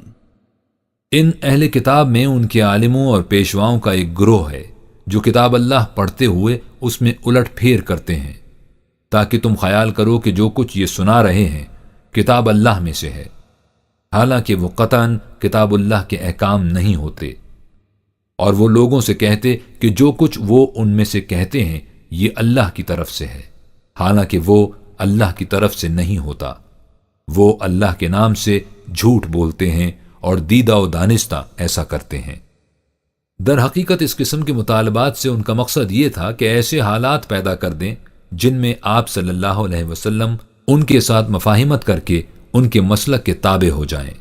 وَلَن تَرْضَىٰ عَنْكَ الْيَهُودُ وَلَا النَّصَارَىٰ حَتَّىٰ تَتَّبِعَ مِلَّتَهُمْ قُلْ إِنَّ هُدَى اللَّهِ هُوَ الْهُدَىٰ وَلَئِنِ اتَّبَعْتَ أَهْوَاءَهُمْ بَعْدَ الَّذِي جَاءَكَ مِنَ الْعِلْمِ مَا لَكَ مِنَ اللَّهِ مِن وَلِيٍّ وَلَا نَصِيرٍ۔ اور حقیقت یہ ہے کہ تم اپنی سچائی کے کتنے ہی ثبوت پیش کرو، لیکن یہود و نصارہ تم سے کبھی خوش نہیں رہ سکتے بجز اس کے کہ تم ان کی بنائی ہوئی ملتوں کے تابع ہو جاؤ۔ بس تم ان سے صاف صاف کہہ دو کہ ہدایت کی صحیح راہ صرف وہ ہے جو خدا نے مجھے عطا کی ہے۔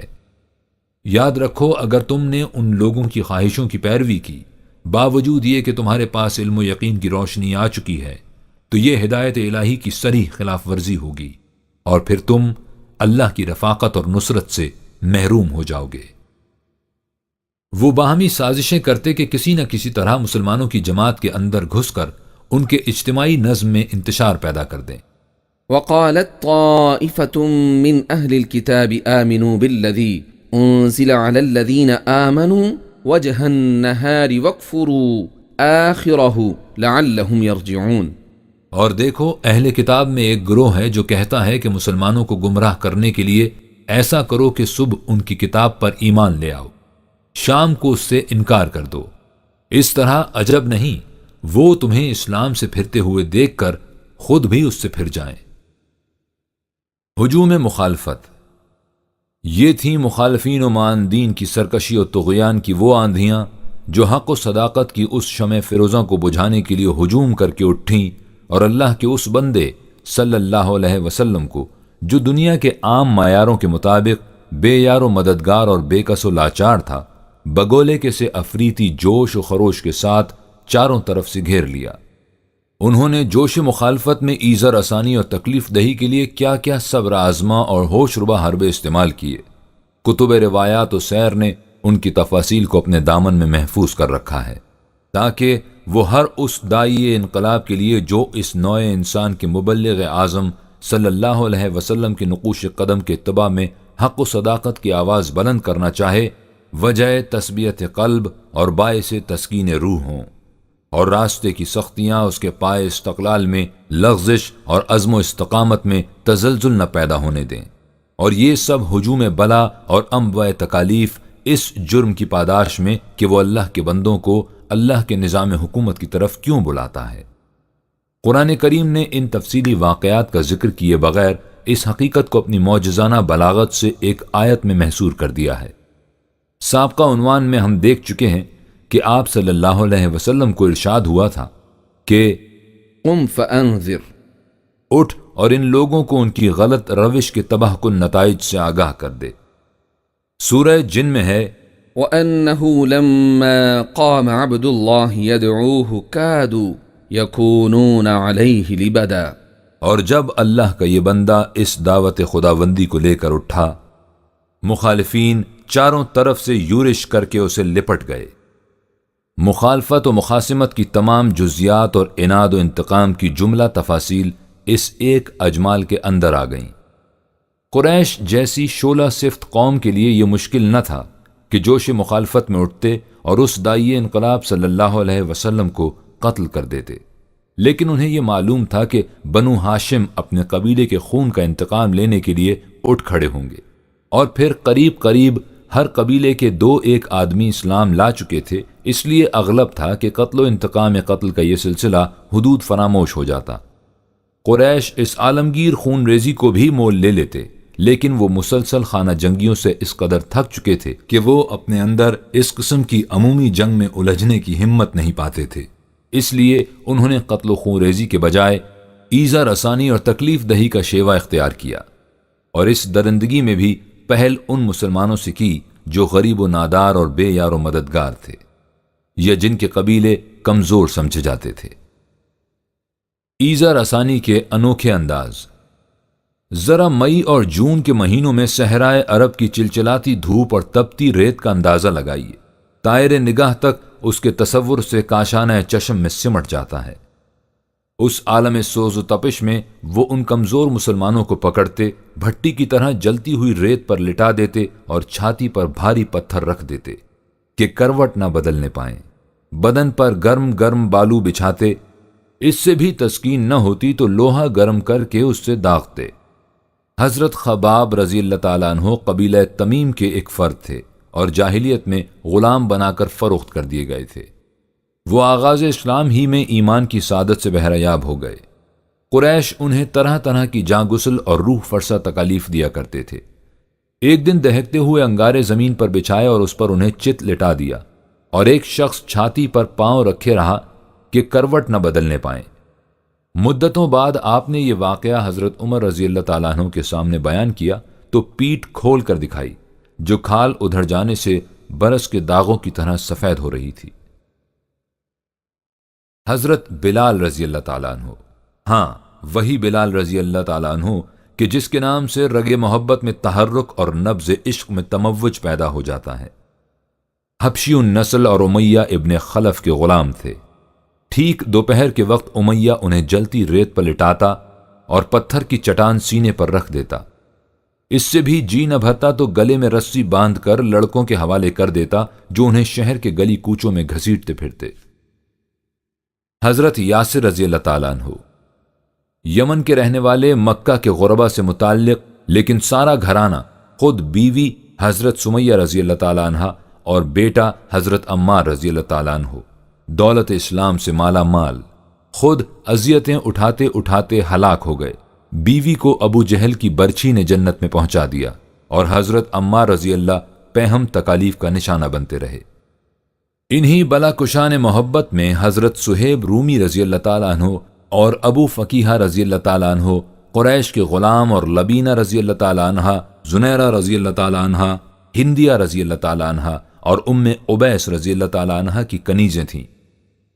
ان پر اس قدر مظالم توڑے جاتے کہ انہیں دیکھ کر فضا تھر تھرا اٹھتی، لیکن جہاں یہ مظالم اپنی قساوت اور صفاکی میں اپنی نظیر نہیں رکھتے تھے، وہاں یہ حقیقت بھی اپنی مثال پیش نہیں کر سکتی کہ ابتلاء و آزمائش کے اس طویل اور صبر آزما عرصے میں کوئی ایک متنفس مرد یا عورت ایسا نہ تھا جس نے عملاً کر دکھانا تو ایک طرف، دل کی گہرائیوں میں بھی اس امر کا ہلکا سا خیال کیا ہو کہ چلو ان کی سی کہہ کر جان تو بچا لو۔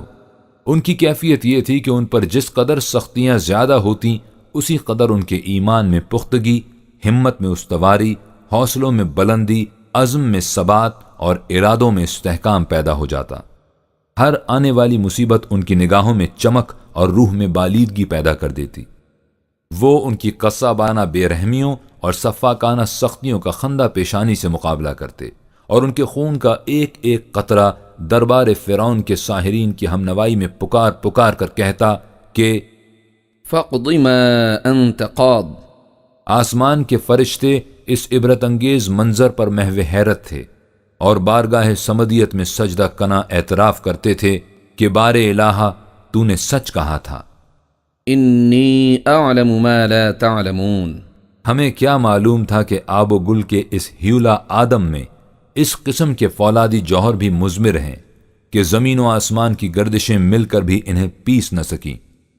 کسی انقلابی تحریک کے لیے یہ واقعہ کچھ کم باعث فخر و مباحات نہیں کہ اس جماعت کے کسی ایک فرد نے نہ کبھی غداری کی، نہ خود اس سے پھرا، بلکہ بلاؤں کا ہجوم اور سختیوں کا اموا ان کے نسب العین کی صداقت کے یقین کو پختہ سے پختہ کرتا چلا گیا، اور ان کے سینے تسکین و طمانینت کی جنت گاہ بنتے چلے گئے۔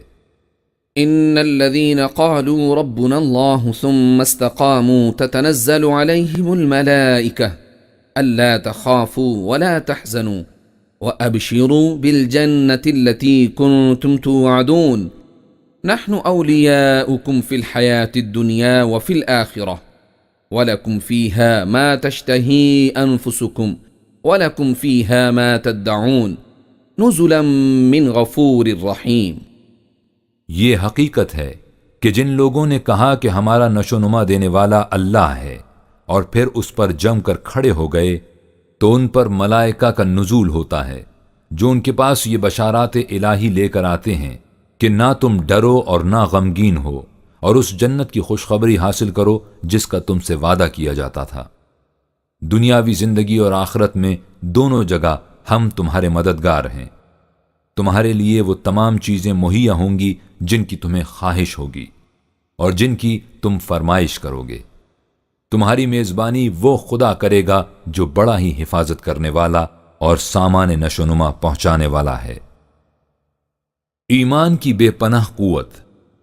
ان کی اس استقامت و عزیمت سے ان جیسی اور سعید روحیں بھی متاثر ہوتیں اور آگے بڑھ کر ان کی جماعت میں شامل ہو جاتیں۔ یوں اس انقلاب کی لہروں کی وسعت اور بھی ساحل فراموش ہوتی چلی جاتی۔ حقیقت یہ ہے کہ دعوت حق و صداقت کا فروغ اس کے پیروؤں کے یقین و ثبات کی نسبت سے ہوتا ہے۔ ان کا ایمان محکم اس جہان آب و گل میں زلزلہ پیدا کر دیتا ہے۔ طرح نومی افگند اندر ضمیر کائنات، نالے ہا کز سینہ اہل نیاز آیت بروں۔ قوموں کی موت و حیات کا مدار ان کی قوت ایمانی پر ہے۔ اگر انہیں اپنے مسلک زندگی کی صداقت پر یقین ہے اور وہ یقین دل کی گہرائیوں میں پیوست، تو پھر دنیا کی کوئی طاقت انہیں ان کے مقام سے نیچے نہیں گرا سکتی۔ ثبات زندگی ایمان محکم سے ہے دنیا میں، لیکن جہاں ان کے یقین کی قوت کمزور ہوئی، تباہی کے پنجے نے انہیں فوراً دبوچ لیا۔ آدم بمیزدار بے یقینی۔ مردان مومن کی وہ جماعت قدسیہ جن کا ذکر اس وقت ہمارے لیے وجہ شادابی قلب و نظر ہے، اسی قوت ایمانیہ کی پیکر تھی جس کی وجہ سے دنیا کی بڑی سے بڑی مصیبت اور سخت سے سخت تکلیف ان کے نزدیک ہیچ تھی۔ ہم صرف نام کے مسلمان کیا سمجھ سکتے ہیں کہ ایمان کی قوت انسان کے اندر کیا تبدیلی پیدا کر دیتی ہے۔ آج کا مسلمان نہ ایمان کے ذوق سے بہرہ یاب، نہ عمل کی چاشنی سے لذت گیر۔ اسے کون بتائے کہ یقین مثل خلیل آتش نشینی، یقین اللہ مستی خود گزینی۔ سن اے تہذیب حاضر کے گرفتار، غلامی سے بدتر ہے بے یقینی۔ خود اپنوں کے ہاتھوں۔ یہ تھے وہ لوگ جو قریش کی نگاہ میں بے یار و مددگار تھے۔ ان کے قبیلے کمزور شمار کیے جاتے تھے، لیکن طاقتور قبیلوں کے افراد بھی اس اذیت سے محفوظ نہ تھے۔ وہ غیروں کے ہاتھوں نہیں ستائے جاتے تھے، بلکہ خود ان کے اعزاء و اقربا انہیں تنگ کرتے تھے۔ حضرت عثمان رضی اللہ تعالیٰ عنہ قریش میں عزت و ثروت کے مالک تھے اور ممتاز قبیلے کے فرد۔ جب وہ اسلام لائے ہیں تو خود ان کا چچا انہیں رسی سے باندھ کر مارا کرتا تھا، حالانکہ وہ بچے نہیں تھے، بڑی عمر کے تھے۔ اسی طرح حضرت زبیر ابن العوام رضی اللہ تعالیٰ عنہ کو بھی ان کا چچا چٹائی میں لپیٹ کر دھواں دیا کرتا تھا۔ حضرت عمر رضی اللہ تعالیٰ عنہ کے چچازاد بھائی اور بہنوئی سعید بن زید رضی اللہ تعالیٰ عنہ ایمان لائے تو حضرت عمر رضی اللہ نے، جو اس وقت تک حلقہ بگوش اسلام نہیں ہوئے تھے، انہیں رسیوں سے باندھ دیا، حتیٰ کہ خود اپنی بہن فاطمہ کو بھی زد و کوب کیا کیونکہ وہ بھی ایمان لے آئی تھیں۔ حبش کی طرف ہجرت۔ جب نوبت یہاں تک آ پہنچی کہ جو مسلمان کمزور تھے انہیں ہر مستبد و سرکش ہدف مظالم بنا رہا تھا، اور جو صاحب عزت و ثروت تھے انہیں ان کے اہل خاندان ایذا پہنچاتے تھے، تو آپ صلی اللہ علیہ وسلم نے تجویز کیا کہ یہ لوگ حبش کی طرف ہجرت کر جائیں۔ حبش سے قریش کے تاجرانہ تعلقات تھے، اس لیے وہ ملک ان کے لیے نامانوس نہ تھا۔ سب سے پہلے ماہ رجب سن 5 نبوی میں حضور اکرم صلی اللہ علیہ وسلم کے ایما سے 11 مرد اور 4 عورتوں نے ہجرت کی، جن میں حضرت عثمان رضی اللہ تعالیٰ عنہ اور ان کی حرم محترمہ حضرت رقیہ حضور صلی اللہ علیہ وسلم کی صاحبزادی بھی شامل تھیں۔ اس ہجرت کا اولین سبب تو وہی نظر آتا ہے جو پہلے مذکور ہے، لیکن جب ہم مہاجرین کی فہرست پر نگاہ ڈالتے ہیں تو اس میں اکثریت ان حضرات کی نظر آتی ہے جو صاحبان ثروت و عزت تھے۔ اس سے مترشح ہوتا ہے کہ اس پہلی ہجرت سے مقصود صرف مظلومین کے لیے حفاظت گاہ کی تلاش نہ تھی، بلکہ اس کے ساتھ ساتھ پیغام اسلام کو عرب کی 4 دیواری سے باہر پہنچانا بھی تھا۔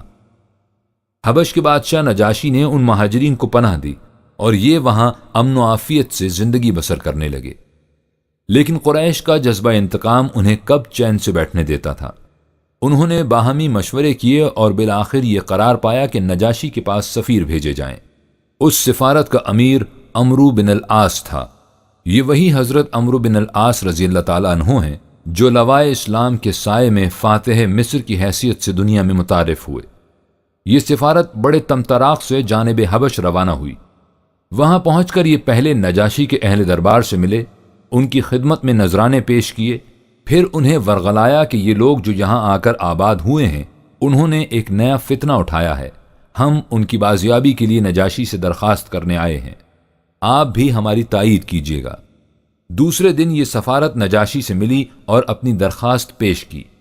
اہل دربار نے ان کے مطالبے کی تائید کی۔ نجاشی نے مسلمانوں کو بلا کر پوچھا کہ تم نے کون سا نیا مذہب ایجاد کیا ہے جو عیسائیوں اور عربوں دونوں کے مذہب کے خلاف ہے۔ نجاشی کے دربار میں ذرا اس واقعے کے احوال و ظروف پر غور کیجیے۔ چند گنتی کے مسلمان اپنوں کے ستائے ہوئے غیر ملک میں پناہ گزین ہیں، دشمن وہاں بھی ان کا پیچھا نہیں چھوڑتا۔ بادشاہ غیر قوم ہی کا نہیں بلکہ مذہب بھی دوسرا یعنی عیسائیت رکھتا ہے۔ سفارت عرب کے ان ارباب ثروت و اقتدار کی نمائندگی کر رہی ہے جن سے اہل حبش کے تاجرانہ تعلقات ہیں، اور وہ ان تعلقات کو بہرحال استوار رکھنا چاہتے ہیں۔ بادشاہ کو ان پناہ گزین مسلمانوں کے خلاف بھڑکایا جاتا ہے، وہ ان سے متاثر ہو کر مسلمانوں کو دربار میں بلاتا ہے اور پوچھتا ہے کہ تم نے یہ کون سا مذہب ایجاد کیا ہے جو نصرانیت کے بھی خلاف ہے؟ ذرا غور کیجئے موقع کی نزاکت اور پھر دیکھیے ان مسلمانوں کا طرز عمل۔ ان کی طرف سے حضرت جعفر رضی اللہ تعالیٰ عنہ آگے بڑھے اور کہا، ایھا الملک، ہم ایک جاہل قوم تھے، بتوں کو پوجتے تھے، نجاست سے آلودہ تھے، مردار کھاتے تھے، بیہودہ بکا کرتے تھے، ہمسایوں کو ستاتے تھے، بھائی پر بھائی ظلم کیا کرتا تھا، ہم میں انسانیت کا نشان نہ تھا، کوئی قاعدہ اور قانون نہ تھا، طاقتور لوگ کمزوروں کو کھا جاتے تھے۔ ایسی حالت میں ہم میں اللہ نے ایک شخص کو پیدا کیا جس کی صداقت اور دیانت، شرافت اور راست بازی سے ہم خوب واقف تھے۔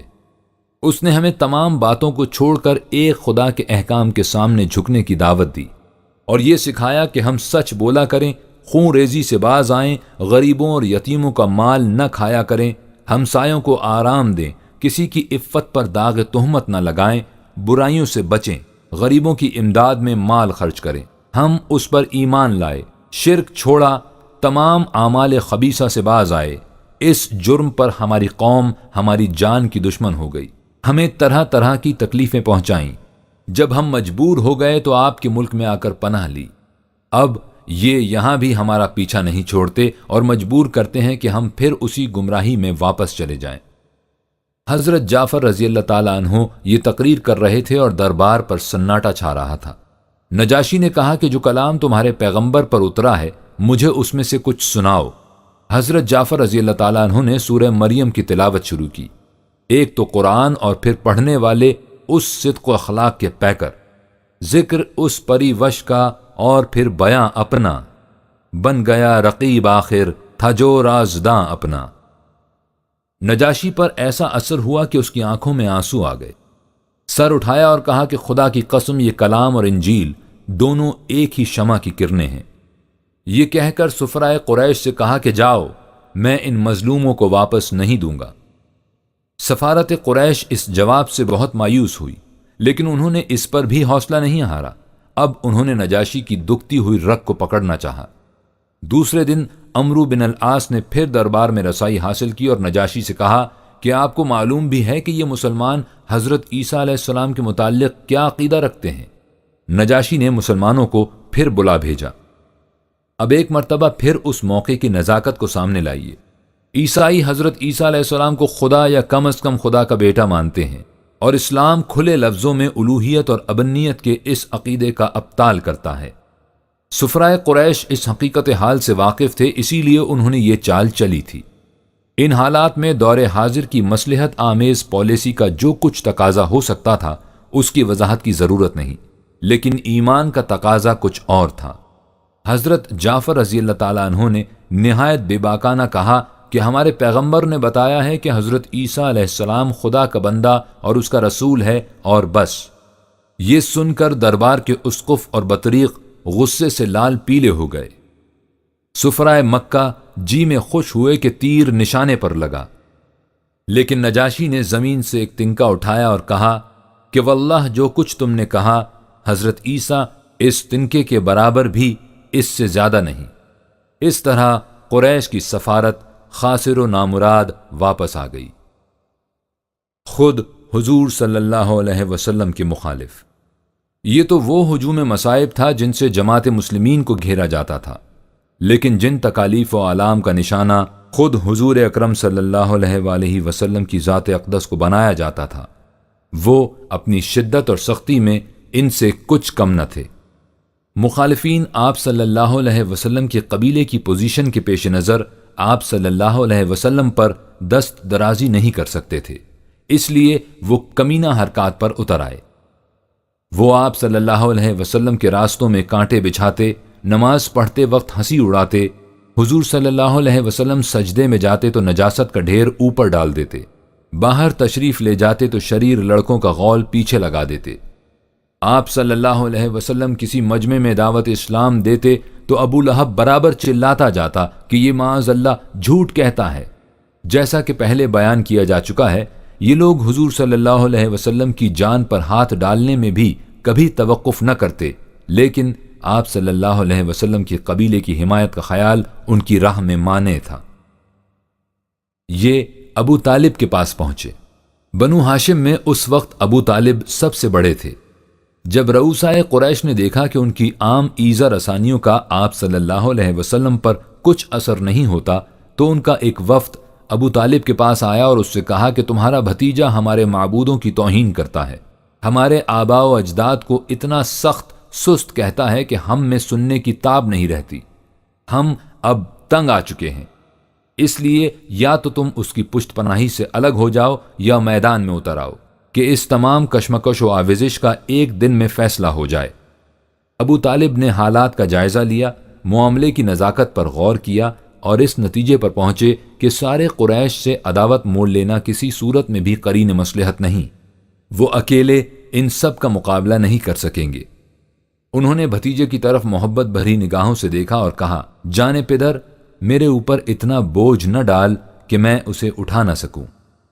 غور کیجئے کہ اس مختصر سے فقرے میں دنیا کے عام معیار کے مطابق حضور صلی اللہ علیہ وسلم کے لیے بے کسی و بے بسی اور عاجزی و بے چارگی کی کتنی غمناک قیامتیں پوشیدہ تھیں۔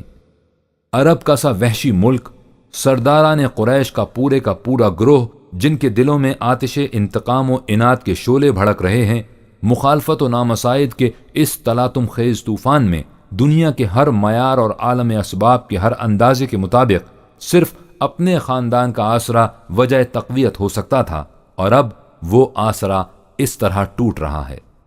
لیکن آپ صلی اللہ علیہ وسلم نے کیا کہا؟ کہا یہ کہ چچا جان، میں تو آپ ہی کے بھروسے پر ان کی مخالفت مول لے رہا تھا۔ جب آپ ہی میری حفاظت و پاسبانی سے الگ ہوتے ہیں تو میری کیا مجال کہ میں ان کے خلاف ایک لفظ بھی زبان تک لاؤں۔ معاذ اللہ، یہ جواب اس صلی اللہ علیہ وسلم کی طرف سے کیسے ہو سکتا تھا جس نے حقیقت کو اپنی آنکھوں کے سامنے بے نقاب دیکھ لیا ہو، اور جو ساری دنیا کو یہ سکھانے آیا ہو کہ حق و صداقت کا بول بالا کرنے کے لیے دنیا میں کیا کیا مصیبتیں جھیلنی اور کون کون سی قیامتیں اٹھانی پڑا کرتی ہیں۔ آپ صلی اللہ علیہ وسلم نے رؤسائے قریش کی اس دھمکی کا استخفاف کی ہنسی سے استقبال کیا اور کامل سکون و طمانینت کے ساتھ، جس میں عزم و استقلال کا کوہ آسا استحکام جھلک رہا تھا، فرمایا، خدا کی قسم اگر یہ لوگ میرے ایک ہاتھ میں سورج اور دوسرے میں چاند لا کر رکھ دیں تب بھی میں اپنے فریضے کی سر انجام دہی سے باز نہ آؤں گا۔ یا تو اللہ میرے اس مشن کو کامیاب کرے گا اور یا میں اس پر قربان ہو جاؤں گا۔ آفتاب و ماہ و انجم می تواں دادن ز دست، در بہائے آنکف خاکے کے دارائے دل است۔ عظیمت و استقامت کی یہ صدائے ہوش ربا سیدھی چچا کے دل میں اتر گئی۔ بھتیجے سے کہا کہ جانے جاؤ، کوئی تمہاری طرف آنکھ اٹھا کر نہیں دیکھ سکتا۔ بنو ہاشم کا مقاطع و محاصرہ۔ قریش کے غم و غصے کی اب انتہا نہ تھی۔ حبش سے ان کی سفارت بے نیل مرام واپس آ گئی۔ ابو طالب نے یہ جواب دیا۔ ان کی مسلسل مخالفت کے باوجود یہ تحریک انقلاب برابر بڑھتی چلی جا رہی تھی۔ انہوں نے مجلس مشاورت میں بیٹھ کر ابو طالب کے اس جواب پر غور کیا اور بالآخر فیصلہ کیا کہ آپ صلی اللہ علیہ وسلم کو اور آپ صلی اللہ علیہ وسلم کے خاندان کو محصور کر کے فاقوں مار دیا جائے۔ چنانچہ انہوں نے بالاتفاق ایک معاہدہ مرتب کیا کہ کوئی شخص خاندان بنو ہاشم سے نہ رشتہ ناتا کرے، نہ خرید و فروخت، نہ ان سے ملے جلے اور نہ انہیں کھانے پینے کا کوئی سامان دے، اور اس طرح ان کا مکمل مقاطع یعنی بوائیکاٹ کیا جائے۔ یہ معاہدہ لکھ کر در کعبہ پر لٹکا دیا گیا۔ یہ 7 نبوی کا واقعہ ہے۔ 3 برس تک نبی اکرم صلی اللہ علیہ وسلم اور ان کے 7 خاندان بنو ہاشم نظر بندی کسی حالت میں رہے، تاں کہ خود قریش میں سے بعض نیک دل لوگوں کو بنی ہاشم کی اس کرب و صعوبت کی زندگی پر ترس آیا، اور انہوں نے رفتہ رفتہ اپنے ہم خیال پیدا کر کے در کعبہ پر لٹکی ہوئی اس دستاویز کو چاک کر دیا، اور یوں یہ سخت آزمائش کا زمانہ ختم ہوا۔ غم گسار بیوی کی وفات۔ اس مصیبت سے رہائی ملی تو امید تھی کہ کچھ دن آرام سے گزر جائیں گے، لیکن 10 نبوی میں آپ صلی اللہ علیہ وسلم کے چچا ابو طالب کا انتقال ہو گیا، اور اس کے تھوڑے ہی دنوں بعد حضرت خدیجۃ الکبریٰ رضی اللہ تعالی عنہا نے وفات پائی۔ ان غم گساروں کے اٹھ جانے سے آپ صلی اللہ علیہ وسلم تو تنہا نہیں رہ گئے، کیونکہ آپ صلی اللہ علیہ وسلم کو اس خدا کی رفاقت میسر تھی جو ہمیشہ زندہ ہے اور کبھی نہیں مرے گا۔ لیکن اس سے قریش کے حوصلے بہت بڑھ گئے، اور اب انہوں نے ایذا رسانی اور تکلیف دہی میں اور بھی شدت اختیار کر لی۔ اہل طائف کی طرف۔ اب آپ صلی اللہ علیہ وسلم اہل مکہ سے نا امید ہو چکے تھے، اس لیے آپ صلی اللہ علیہ وسلم نے ارادہ کیا کہ اہل طائف کو بھی مخاطب کر کے دیکھ لیا جائے، تاکہ حق و باطل کے فیصلے کے آخری وقت سے پہلے ہر طرف سے اتمام حجت ہو جائے۔ چنانچہ آپ صلی اللہ علیہ وسلم طائف تشریف لے گئے اور وہاں کے رؤوسا کو اسلام کی دعوت دی۔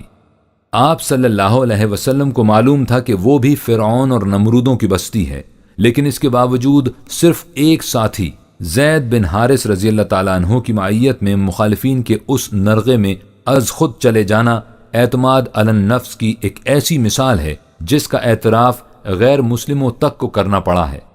آپ صلی اللہ علیہ وسلم نے انہیں دعوت توحید دی، لیکن انہوں نے اس دعوت راست بازی کا جواب جس کجروی سے دیا، تاریخ کا دیدہ عبرت اس پر آج تک خون فشاں ہے۔ انہوں نے نہایت استہزاء آمیز اور حقارت انگیز انداز سے گفتگو کی، اور جب آپ صلی اللہ علیہ وسلم نے واپسی کا ارادہ کیا تو طائف کے بازاری لوگوں اور اوباشوں کو ابھارا کہ اس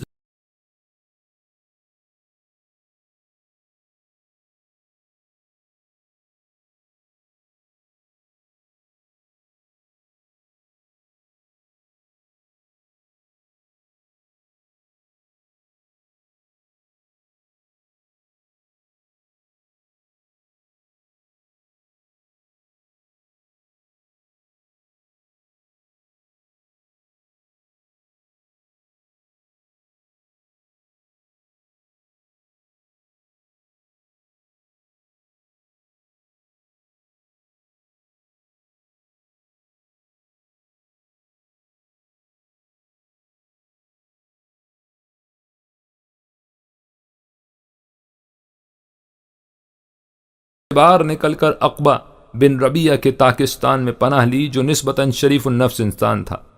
آپ صلی اللہ علیہ وسلم ایک درخت کے سائے میں بیٹھ گئے، زخموں سے خون صاف کیا، گرد و پیش کے حالات پر نگاہ ڈالی۔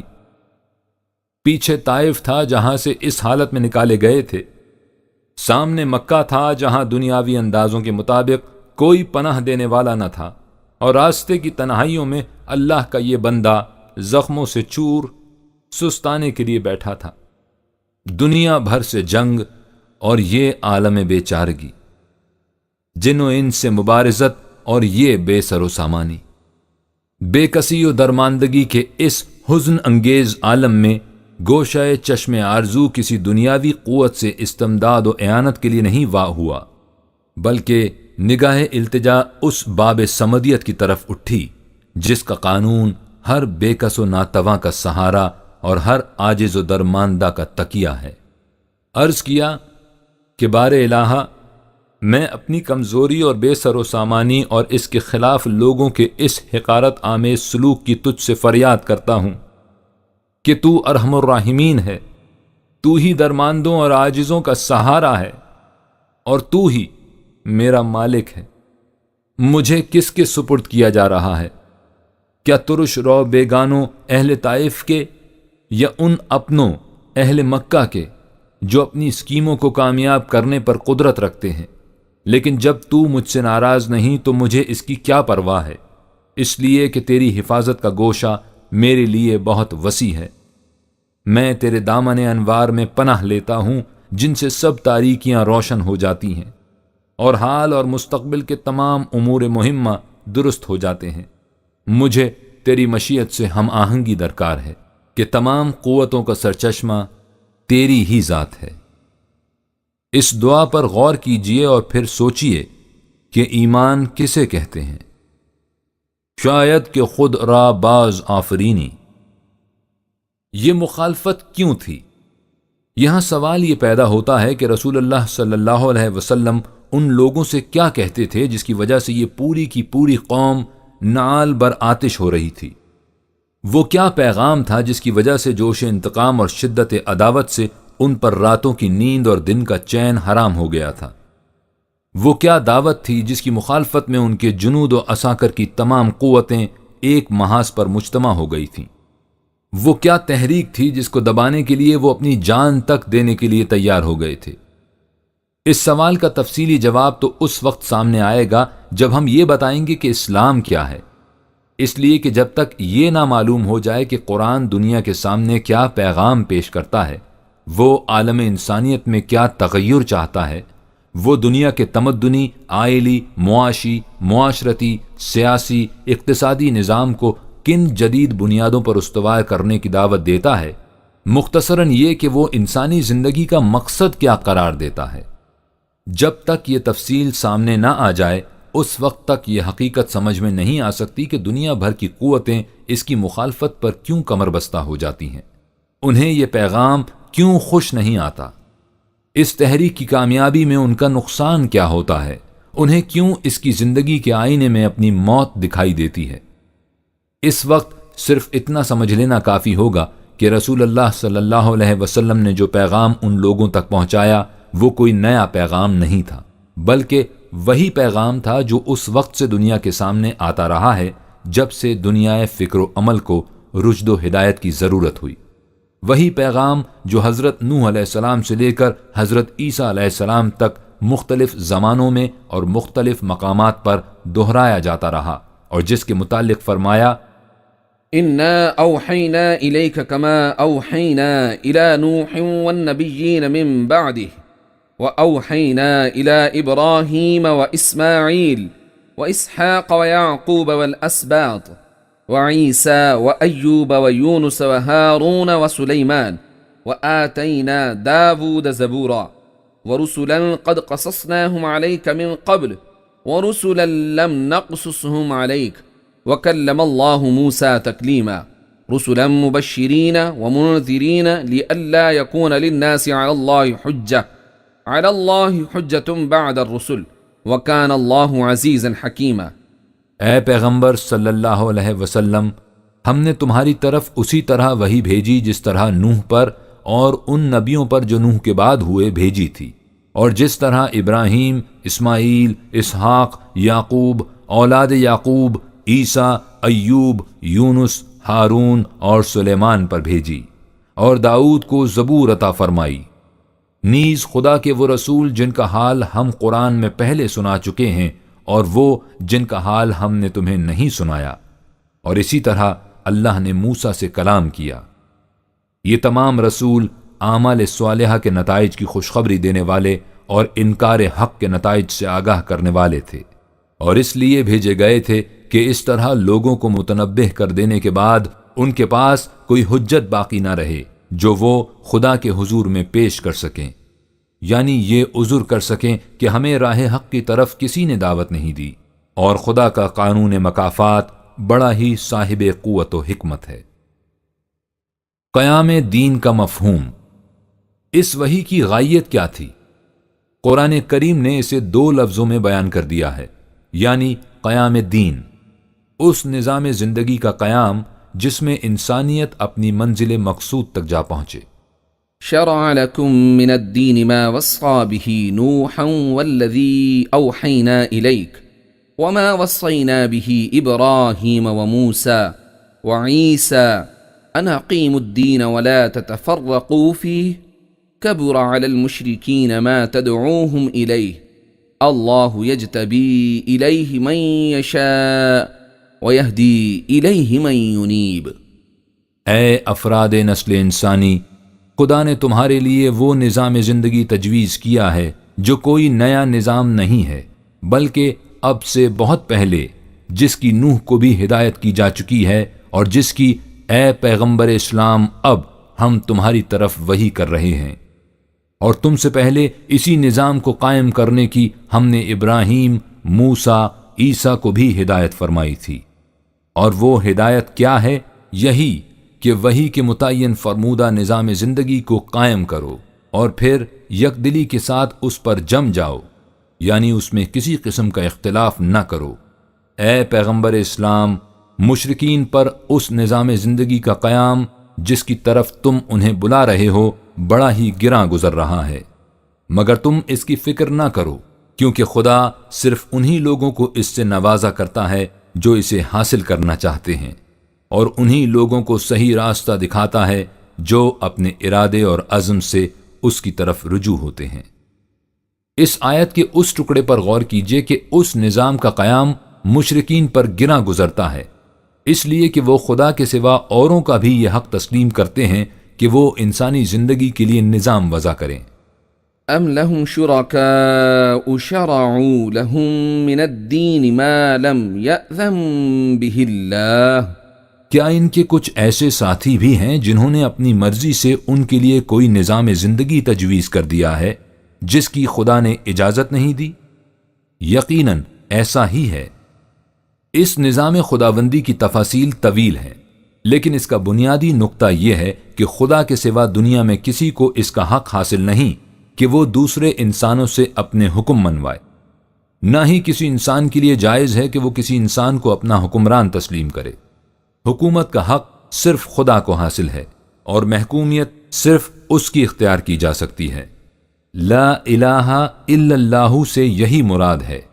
خدا کی یہ حکومت اس کے قوانین کی کار فرمائی کا نام ہے جو اب قرآن کریم کے اندر محفوظ ہیں۔ اسلامی نظام مملکت ان احکام و قوانین کو نافذ کرنے کی ایجنسی ہوتی ہے۔ یہ نظام مملکت سب سے پہلے رسول اللہ صلی اللہ علیہ وسلم کے ہاتھوں متشکل ہوتا ہے۔ رسول خود بھی قوانین خداوندی کا اتباع کرتا ہے اور دوسروں سے بھی ان کا اتباع کراتا ہے۔ اس نظام کا دوسرا گوشہ یہ ہے کہ رزق کے سرچشموں پر کسی کی ملکیت کا سوال پیدا نہیں ہوتا۔ انہیں خدا نے تمام انسانوں کی پرورش کے لیے بلا مزد و معاوضہ دیا ہے۔ نظام اسلامی کا فریضہ یہ ہے کہ ان کا اس طرح انتظام کرے کہ تمام افراد کی بنیادی ضروریات زندگی پوری ہوتی رہیں۔ اس سے ظاہر ہے کہ اس نظام کی مخالفت کیوں ہوتی ہے۔ ارباب اقتدار کی مخالفت۔ ارباب حکومت اس کی مخالفت کرتے ہیں کہ اس نظام کی روح سے کسی انسان کو حق حاصل نہیں رہتا کہ وہ کسی دوسرے انسان پر حکومت کرے۔ وہ حکومت و اقتدار کے تمام خزانوں کی کنجیاں ان سے چھین کر حکومت و اقتدار کے حقیقی مالک کی طرف لوٹا دیتا ہے۔ ارباب دولت و ثروت اس لیے مخالفت کرتے ہیں کہ اس نظام کی روح سے سرمایہ داری کا خاتمہ ہو جاتا ہے۔ ارباب مذہب اس لیے مخالفت کرتے ہیں کہ یہ انہیں ان کی خدائی مسندوں سے نیچے اتار دیتا ہے، اس لیے کہ اس نظام کے نزدیک بندے اور خدا کے درمیان کسی انسانی وسیلے کی ضرورت ہی نہیں۔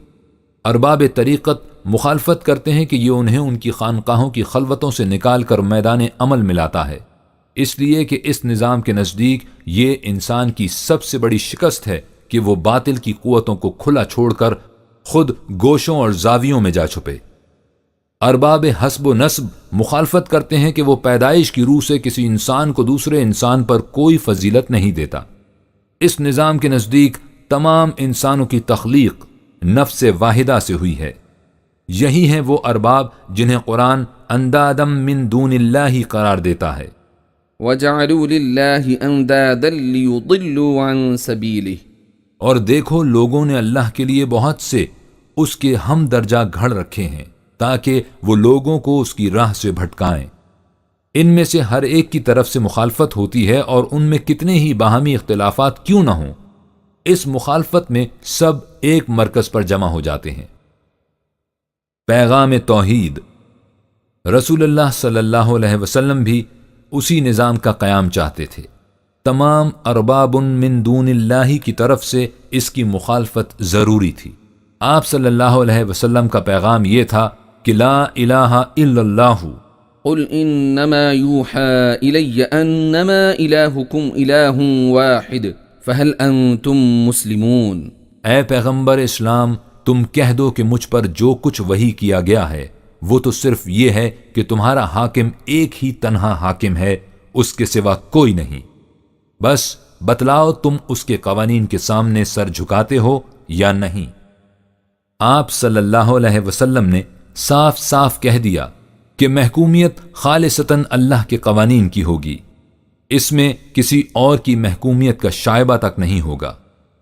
قل اللہ اعبد مخلصا له دینی فاعبدوا ما شئتم من دونه قل ان الخاسرین الذین خسروا انفسهم واہلیہم یوم القیامہ الا ذلك هو الخسران المبین۔